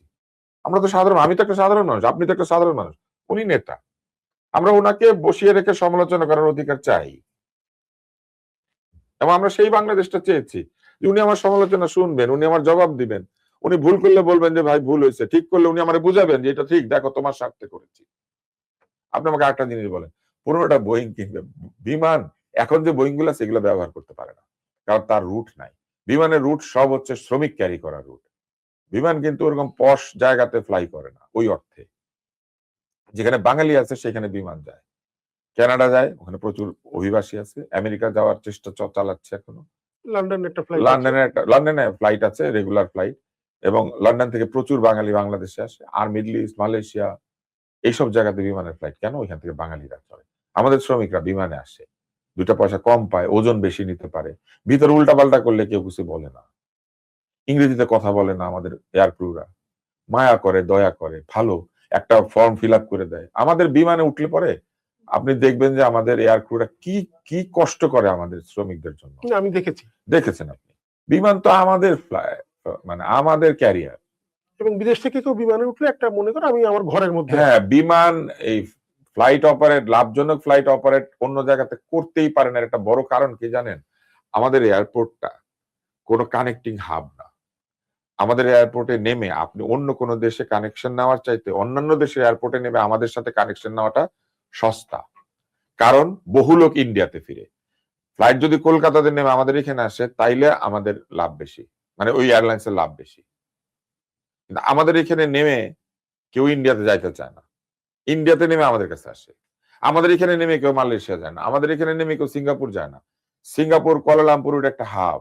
হাব হইতে গেলে একটা জিওগ্রাফিক্যাল পজিশন লাগে। বাংলাদেশের নিকটবর্তী দেশ কোনটা যেটার সাথে আমরা হাব হইতে পারি? এটা বোঝার জন্য অনেক লাগে না, বুদ্ধি শুদ্ধি লাগে না। আমাদের এখানে কালকে শ্রমিক না থাকলে বিদেশি ফ্লাইট একটাও আসবে না, মালয়েশিয়ান ফ্লাইট একটাও আসবে না। ওরা শুধু শ্রমিক ক্যারি করে। আমরা কি ট্যুরিজম করি? কোন দেশে বেড়াতে যাই? এই যে 15টা বিমান কিনবে, নতুন কোন রুট হবে? কোথায় 2টার জায়গায় 4টা ফ্লাইট চলবে? কিন্তু এই ঋণ আপনাকে শোধ করতে হবে। এই যে $15 বিলিয়ন জ্বালানি, এটা আপনাকে কিনতেই হবে। এই যে গম আপনাকে কিনতেই হবে, বাধ্য আপনি কিনতে। তুলা কিনতে হবে, ওইখান থেকে কাপড় বানাইতে হবে। তারপরে সেই কাপড় দিয়ে যদি আপনি ড্রেস বানান তাহলে সেই ড্রেস রপ্তানি করলে আপনার শুল্ক কম হবে। পাল্টা আপনি কি করেছেন? আপনি মার্কিন পণ্যকে শুল্কমুক্ত সুবিধা দিচ্ছেন। আমি কেন একটা এত বড় দেশকে শুল্ক মুক্তি দিতে যাব? সরকারের আমি পেয়েছি 1% কম। সরকারের 728 কোটি টাকা ক্ষতি হবে। বর্তমানে আমরা যে পণ্যগুলি আমেরিকা থেকে আমদানি করি সেইখানে আমরা এই যে রেসিপ্রোকাল ট্যাক্স সেটা মাফ করে দিয়েছে তারা। সেইখানে আমাদের যে পরিমাণ ট্যাক্স মাফ করতে হবে সেটা 30% এর উপরে। সেইটা যতখানি কমিয়ে আনা হবে, সেটা কমালে পরে শুল্ক মুক্তি যেটা দেওয়া হয়েছে সেটা দিলে আমাদের 728 কোটি টাকা প্রত্যেক বছর ক্ষতি হবে। এই 728 কোটি টাকাকে আগামী 15 বছর দিয়ে হিসাব করলে আপনি হিসাব করে দেখেন কত টাকা। আমাদের শ্রমিকরা যে রেমিটেন্স পাঠিয়ে যেটা বাড়িয়ে দিয়েছিল না আমাদের বিলিয়ন রিজার্ভ, এই বিলিয়ন রিজার্ভ কত বেড়েছে? উনি আসার সময় নাকি ছিল 15, আর এখন হয়েছে 30, 32। উনি এটা বলেছেন, আসলে 15 ছিল না। ওনারা যে হিসাবে এখন রিজার্ভ হিসাব করেন সেই হিসাবে রিজার্ভ হিসাব করলে 20-এর উপরে ছিল। তারপর ওনার হিসাবে ঠিক ধরে নিলাম। তো 15 থেকে 32-এর ডিফারেন্স কত? 17। শুধু $15 বিলিয়ন তো জ্বালানি কিনবে আগামী 15 বছরে। এটা আমাদের এখনকার রিজার্ভের অর্ধেক। আর তার সাথে বাকিগুলা যে প্রতি বছর বছর কিনবে, গম কিনবে, তারপরে অন্যান্য জিনিস কিনবে, সেগুলা কত টাকা? আগামী 15 বছরে আমাদের যে রেমিটেন্স আসবে সেই রেমিটেন্সের ডলার দিয়ে আমাদের এগুলা কিনতে হবে। এবং তার মধ্যে আরেক জিনিস উনি করেছেন, চীনের সাথে, রাশিয়ার সাথে, অন্য কোন দেশ তার সাথে যদি আমেরিকার শত্রুতা হয় আমরা পিছন পিছন হানিফ হব। বাংলাদেশ তো ইয়েতে আমেরিকার নেতৃত্বে, আমেরিকা আমাদের স্বার্থ দেখবে, আমরা নাকি আমেরিকার স্বার্থ দেখবে? আমরা এত বিরাট। আমেরিকার নেতৃত্বে গাজাতে যেই একটা বাহিনী হবে সেখানেও বাংলাদেশ যেতে চায় বলে তো সরকার একটা মানে আবদার জানিয়েছে। উনি যায় না কেন? উনি গাজাতে গিয়ে গ্রামীণ ব্যাংকের ঋণ দেয় না কেন? উনি ওখানে গ্রামীণ ব্যাংকের অফিস খুলে না কেন? ওনার যাইতে নিষেধ করছে কে? উনি একদিন যেতেন পরিদর্শন করতে, যেখানে বোম পড়ে ওখানে উনি যাবেন না, আমাদের উপরে বোম ফেলার ব্যবস্থা করেছেন। আপনি যে কোনো জিও পলিটিক্যাল এক্সপার্টকে ডাকেন, তার সাথে কথা বলেন। আমরা সাধারণ নাগরিক, আমরা এটাই বুঝি। ভুল বুঝলে ভুল, ঠিক বুঝলে ঠিক। আমার ভুল বুঝার অধিকার নাই, আমি তো অশিক্ষিত, মূর্খ। নোবেল পাই নাই, কিছু পাই নাই, কোনো পুরস্কার পাই নাই। আমার কোনো পুরস্কার নাই। আমি যা পুরস্কার পেয়েছি সব বিতর্ক করি, ওইটা ভালো পারি। তো আমরা এইভাবে কথা বলবো? আমরা তো মূর্খ, সাধারণ নাগরিক। নাগরিক এটাই বুঝতে পেরেছে।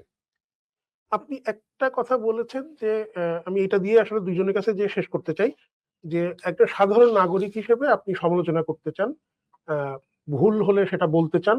আমি নিজে ভুলটাও বলতে চাই, তাইলে আমার ভুলটাকে শুদ্ধ করে দিবে। এবং সাধারণ নাগরিকের ভুল শুদ্ধ দুইটা বলারই অধিকার আছে, কিন্তু নেতার ভুল বলার অধিকার কম, ঠিক বলার অধিকার বেশি। তাকে ঠিক বলতে হবে, কারণ নেতাই তো আমাকে ঠিক করতে এসছেন। আমি ওনাকে ঠিক করার চেষ্টা করি কিভাবে? আমি সমালোচনা করে ঠিক করার চেষ্টা করি, আর উনি তার সিদ্ধান্ত দিয়ে আমাকে ঠিক করার চেষ্টা করেন, তাই না? আমি তো টিচারের অঙ্কের ভুল ধরি নাই জীবনে, তাই না? কিন্তু টিচার না পড়ালে আমি বলতে পেরেছি আপনি আমার পড়ান না কেন, কোচিং সেন্টারে ডাকেন কেন? তো নেতা তো আমার টিচার, আর আমি হচ্ছি ছাত্র, আমি অঙ্ক ভুল করব, ঠিক করব, 100-তে 100 পাবো, 100-তে গোল্লা পাবো, আমি সাধারণ নাগরিক, আমি কথা বলার অপরাধে কি কারণে জেলে যাব? এইটা ছিল জুলাই সনদ? জুলাই সনদে এইটা ছিল যে ইন্টারভিউ ছাড়া চাকরি হবে? জুলাই সনদে এইটা ছিল যে বাংলাদেশের বুকে দাঁড়িয়ে কোন একজন নেতা বলবেন যে কোন নারী আমার দলে হইতে পারবে না প্রধান? জুলাই সনদ তো বলেছে নারী সবকিছু পাওয়ার অধিকার রাখে। তাইলে মুখে বলে জুলাই সনদে হ্যাঁ বলেন, আবার মুখেই বলে যে নারীর অধিকার ঠিক নেই। এমন কোন রোহিঙ্গাদেরকে কথা দিচ্ছেন সেই কথাও রাখতেছেন না। উনি রোহিঙ্গাদের সাথে নামাজ পড়বেন বলেছেন, চট্টগ্রামের ভাষা, আমার বাড়ি চট্টগ্রাম। উনি বলেছিলেন যে আগামী ঈদে রোহিঙ্গারা নাকি তাদের বাড়িতে যে ঈদ করবে। ঈদের নামাজ পড়বে, উনিও ঈদের যেতে নামাজ চেয়েছেন। গুতেরে নাকি যেন অ্যান্টনিও গুতেরেস। গুতেরেস, আসলে ও গুতেরে, হ্যাঁ এসটা আসলে ওইভাবে উচ্চারণ হয় না। তো ওই গুতেরে এসে তো বলেছে কি সেও যাবে, সে নাকি এখানে এসে একদিন রোজাও রেখেছে, এবং এটাও উনি সংবিধান সংশোধনের মতো অমুসলিম রোজা রাখে মুসলমানের রোজার দিন, এটাও উনি কায়েম করেছেন। এবং তারপরে উনি টুপিটাপি মাথায় দিয়ে গিয়ে কি বললেন? উনি বললেন আগামী বছর আল্লাহ চাইলে ঈদের দিন আর আরাকানত নামাজ পড়জুম। আমি আমার ল্যাঙ্গুয়েজে বলছি, বাট কাছাকাছি বলেছেন। অনারের লই আরাকানত নামাজ পড়জুম, ওই কথাও রাখে নাই, রোহিঙ্গাদের দেওয়া কথাও রাখে নাই। আই এম সরি, নোবেল পেলে সারা পৃথিবীতে অনেক সম্মানিত হয়, বাংলাদেশের লোক নোবেল দিয়ে কি করবে? আমাদের দরকার ছিল একটু শান্তি। আমরা মবের শাসন চাই নাই, আমরা মবতান্ত্রিক বাংলাদেশ চাই নাই, আমরা আমাদের চাইতে বহু কম বয়সীদের হাতে এইভাবে অপমানিত হতে চাই নাই। বিপ্লব কাউকে অপমান করার অধিকার দেয় না, বিপ্লব আসে সম্মানকে পুনঃস্থাপিত করার জন্য।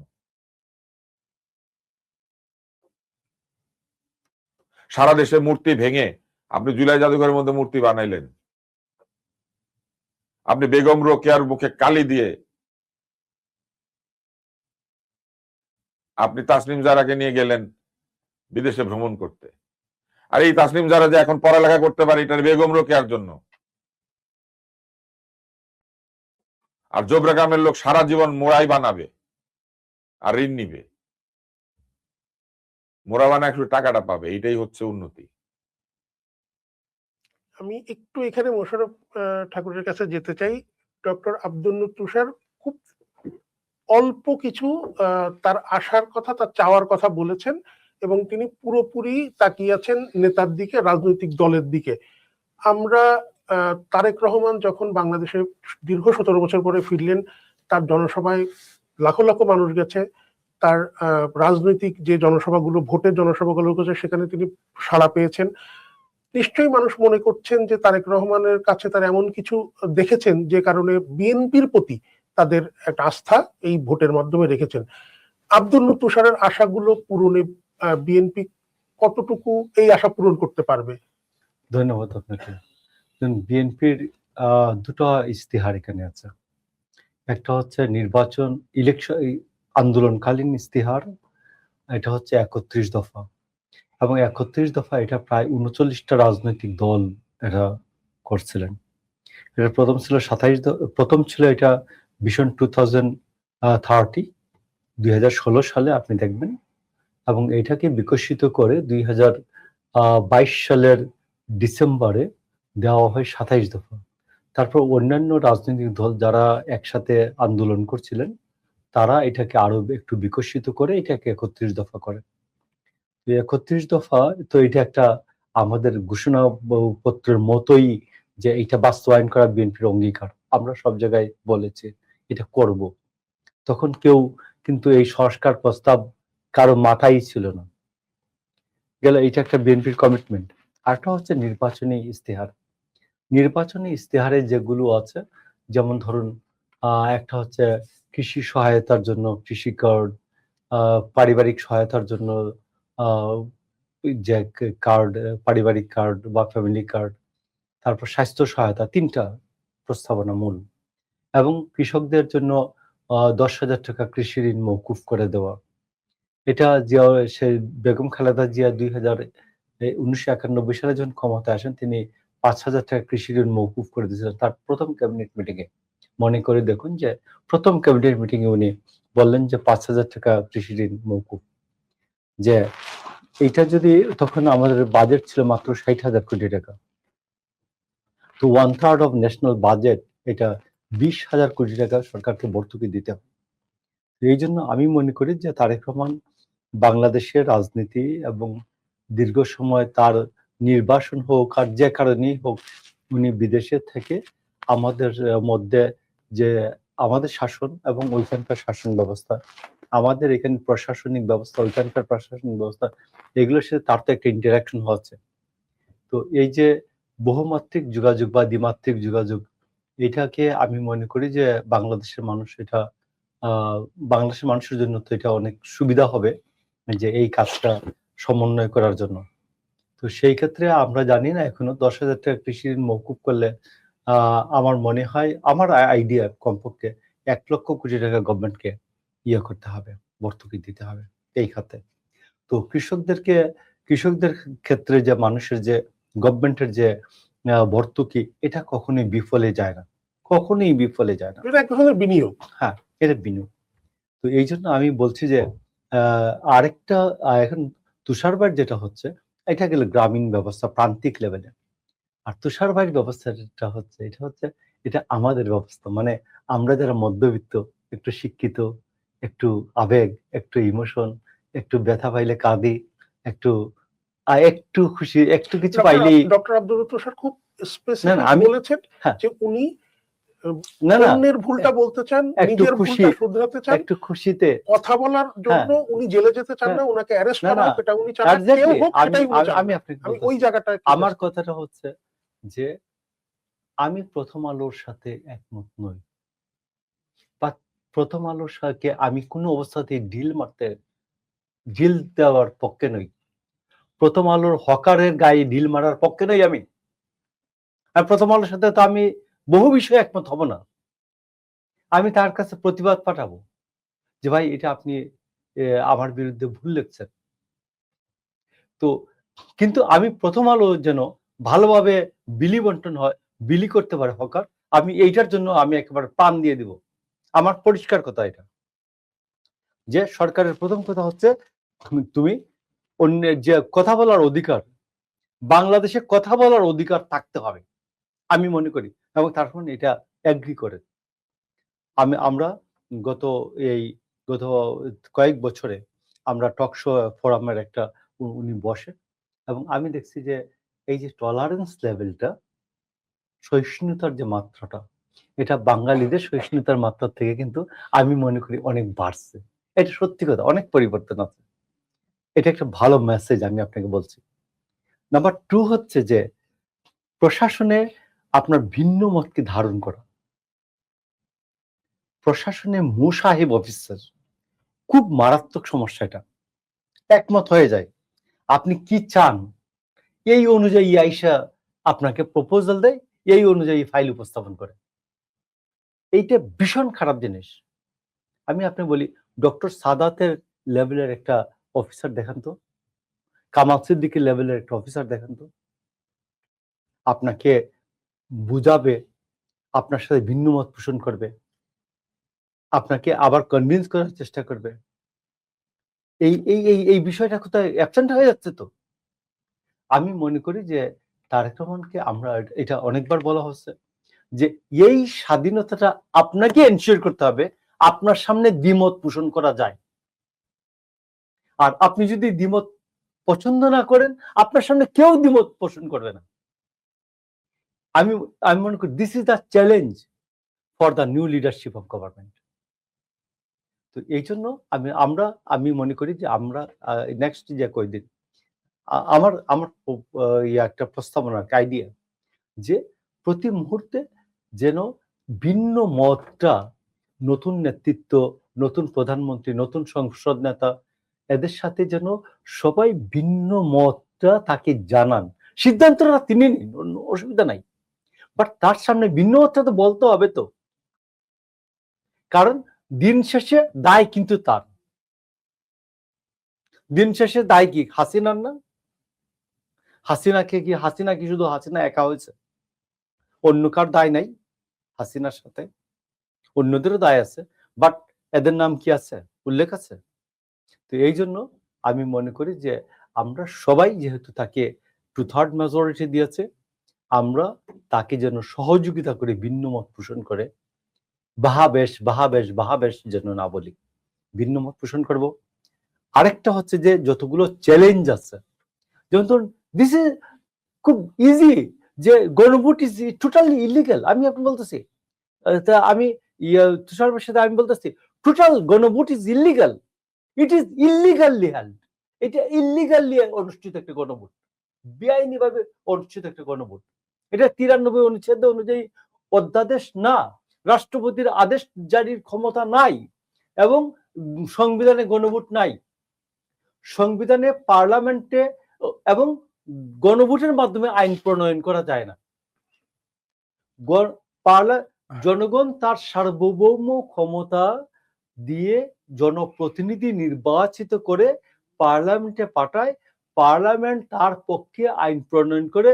আইনটা যদি খুব অতীব গুরুত্বপূর্ণ হয় তখন পার্লামেন্ট আইন পাশ করে, এইটা রাষ্ট্রপতি স্বাক্ষরের আগে জনগণের কাছে রিফেরি, শব্দটা কিন্তু রেফারেন্ডাম আসছে রিফেরি থেকে, আবার এটা পুনরায় তার কাছে পাঠায়, জনগণের কাছে পাঠায়, যে আপনারা যে আমাকে পাঠিয়েছিলেন পার্লামেন্টে, আমরা এই আইনটা প্রণয়ন করেছি, এটা সঠিক আছে কিনা, ইয়েস নো কন।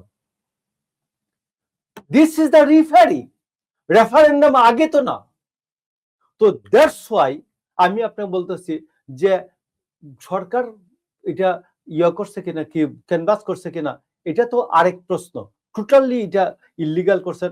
এই যে ব্যাংকের থেকে টাকা নিয়েছেন, স্কুল থেকে টাকা নিয়েছেন, এই বিভিন্ন প্রতিষ্ঠান থেকে টাকা নিয়েছেন, এই যে গণভোটের ক্যানভাস করার জন্য, ক্যাম্পেইন, হাব ভোটের পক্ষে ক্যাম্পেইন করার জন্য, এটা ইলিগাল কাজ করেছেন। এটার জন্য অনেকের কিন্তু জেল জরিমানা হবে। তো আমি বলতেছি এই টোটালটা কাজটা বেআইনি ছিল, এবং গণভোটটা যে অনুষ্ঠান করছেন, এই টোটাল গণভোট ওয়াজ টোটালি ইলিগাল। এখন আপনি বলবেন যে বিএনপি এই গণভোটে অনুষ্ঠানে বাধা দিল না কেন? আমি আমাদের মাসুদ কামালের একটা কথা বলি। মাসুদ কামাল বলেন যে আপনার 3-4 বছরের বাচ্চা একটা খুব ধারালো ছড়ি, দুই দিকে ধারালো খঞ্জর লইয়া এও ঘোরাচ্ছে এইভাবে। এখন আপনি কি বলবেন? বাবা এটা দিয়া দাও, বলে আপেল দাও, নে বাবা আপেল নাও, আমটা দাও, বলছে নে তরমুজ দাও। তো ও আচ্ছা করে তরমুজ কাটলো, সিরাইলো করে। আপনি কি বলবেন? কারণ ও যদি হাত কেটে ফেলে, কিছু করে ফেলে, অথবা আপনি ধরতে গেলেন, ওকে আপনাকেই ছুরি লাগাই দিল, একটা বড় কেলেঙ্কারি হয়ে যাবে। এর থেকে আপনি কি করেন? ও যা বলতেছে এই সময় তা আপনি রাজি হয়ে যান। তো এইটাই আপনার দায়িত্ব। বিএনপির প্রথম দায়িত্ব ছিল যে ভোট আদায় করা। এখন প্রমাণ হয় নাই যে তারেক রহমান যে বলছিলেন যে আমরা জাতীয় সরকার কেন করব, আমরা একটা জেনুইন নির্বাচন চাই। জেনুইন নির্বাচনের প্রতিবন্ধক হাসিনা, উনি চলে গেছেন, আসুন আমরা একটা নির্বাচন করে ফেলি। এইটা ওনার কিন্তু সহজ সরল উক্তি। আমরা জিজ্ঞেস করছি আপনারা গণভোটে গেলেন না কেন? উনি বলছেন যে প্রতিবন্ধক হাসিনা চলে গেছে, এটা নির্বাচন হোক, যে নির্বাচন ক্ষমতায় আসে। আমরা তো আমাদের ক্ষমতা দাও আমি বলতেছি না, ওরা তো বলছে আপনি ক্ষমতা নেন, আমরা শেষ করছি 1 মিনিটে। তো সেইটা আজকে প্রমাণিত হলো। এরপর এটাকে রং দেওয়া হলো যে বিএনপি ক্ষমতা চায়। আমরা তো ক্ষমতা চাই নাই, তার মানে তো ক্ষমতা চান নাই। তিনি বলছেন যে একটা নির্বাচন করে। তারপরে বললো বিএনপি বললো ঠিক আছে যৌক্তিক সময় তিনি বলেন না। তারপরে এসে দেখেন আপনি কখন বলছেন উনি, আপনি দেখবেন এই ডক্টর ইউনূস যে কি পরিমাণ দুষ্ট লোক। তিনি তার এই যে প্যারিসের পীর সাহেবটা, ওটাকে দিয়ে উনি বলাইতে শুরু করলেন, ও মির্জা ভাই, একবারে দেখেন তুষার ভাই আমি ভুল বলি কিনা, ও মির্জা ভাই আপনারা না ডক্টর ইউনূসের বিরুদ্ধে আন্দোলন করেন তো দেখি, পাবলিক পিটাইয়া পাছার চামড়া তুলে দিবে, আপনার কর্মীরা পাছার চামড়া তুলে দিবে। ডক্টর ইউনূসও বলে বা 50 বছর চাই, 5 বছর চাই, আমাদেরকে সবাই চায় এইগুলা। এরপর যখন দেখলো এক ইশরাক ইস্যুতে মন্ত্রীপাড়া অচল, তখন উনি তাড়াতাড়ি চলে গেছে লন্ডন। কোনো কাজ ছিল না, কিন্তু জুন মাসে তার কোনো কাজ নেই লন্ডনে। উনি গিয়ে তারেক রহমানকে বললো যে বলেন কি করব, আপনি যেভাবে বলবেন এইভাবে দেশ চলবে। এবং তারেক রহমানকে উনি বারবার জিজ্ঞেস করছেন যে হোয়াট অ্যাবাউট ইউর অপোজিশন, উনার বাচ্চাদেরকে অপোজিশন বানাইতে হবে। এরপরে তারেক রহমান বলছেন যে ইয়াস নির্বাচন দেন, উনি বলছেন ফেব্রুয়ারিতে। আমি আপনি বলছি প্রেক্ষাপটটা বললাম তো, এর আগ পর্যন্ত কিন্তু তাকে তার মুখ দিয়ে কোনো অবস্থাতেই বলানো যায় নাই নির্বাচনটা কোন বছর হবে, কোন মাসে হবে। তো সেই জন্য আমি আপনি বলছি আজকে তারেক রহমানের উপর যে দায়িত্ব আমরা অর্পণ করেছি, আমরা সেই দায়িত্বের সাথে আমরা তার হর্ষ, বিষাদ, আনন্দ, বেদনা, আমরা বাংলাদেশের মানুষ তার সাথে সবকিছু শেয়ার করবো। আব্দুল নূর তুষারের মতো আমরা তার সাথে হাসবো, আমরা তার সাথে কাঁদবো, আমরা তার সাথে দুঃখ, বেদনা, আনন্দ সবকিছু শেয়ার করব। এবং বাংলাদেশকে আমরা আর কেউ কথা বলার জন্য আনিস আলমগীরের মতো গ্রেফতার হবে না। এবং কি বিএনপি, আমি আপনি বলছি যে এটা প্রেস কাউন্সিল আছে, প্রেস কাউন্সিলে মামলা হবে, সমস্যা কি? কোন সাংবাদিক ভুল করলে প্রেস কাউন্সিল মামলা হবে। আমরা না, আপনি শেষ করবেন? আচ্ছা, আমি শেষ করে দেই। তো আমি মনে করি যে সংবাদপত্রের স্বাধীনতা এনশিওর করার জন্য আমাদের 39 অনুচ্ছেদ, 38 অনুচ্ছেদ সংগঠন এবং চলাফেরার স্বাধীনতা 37, 38 অনুচ্ছেদ যদি একবারে ভালোভাবে ফলো করা যায়, 33 অনুচ্ছেদ যদি ভালোভাবে ফলো করা যায়, 28 অনুচ্ছেদ যদি বৈষম্যহীনতার ক্ষেত্রে ফলো করা যায়, এই 4-5টা অনুচ্ছেদ যদি ফলো করে মৌলিক অধিকারে, আমি মনে করি বাংলাদেশে আজকে যে সমস্যা যেগুলি আছে এগুলো কোনো সমস্যাই থাকার কথা না। আপনি যেই সংবিধানের অনুচ্ছেদের 28, 33 বললেন, আমরা আশা করব যে আব্দুল নূর তুষার একজন নাগরিক হিসেবে ঠিক যতটুকু তিনি চেয়েছেন সেইটা উনি পাবেন। আমরা নাগরিক হিসেবে, সাংবাদিক হিসেবে আমরা সেই কথাটা বলতে পারবো। যদি না পারি হয়তো আবারও এরকম কোন আয়োজনে আমরা সাংবাদিক হিসেবে, উনিও গণমাধ্যম ব্যক্তিত্ব, আমরা সরকারের ভুল ধরিয়ে দিতে চাই, আমাদের সমস্যার কথা বলতে চাই। দর্শক, ডক্টর আব্দুল নূর তুষার এবং মোশাররফ আহমেদ ঠাকুর তাদের বাংলাদেশের এই সর্বশেষ ভোট, অন্তর্বর্তী সরকারের সঙ্গে আমেরিকার করা চুক্তি, গণভোট সংস্কার, এই সব বিষয়ে খোলামেলা কথা বললেন। আমরা আপনাদের মতামতটাও জানতে চাই। চর্চার ইউটিউব চ্যানেল এবং ফেসবুক পেজে আপনার মতামত জানান। চর্চার সঙ্গে থাকুন।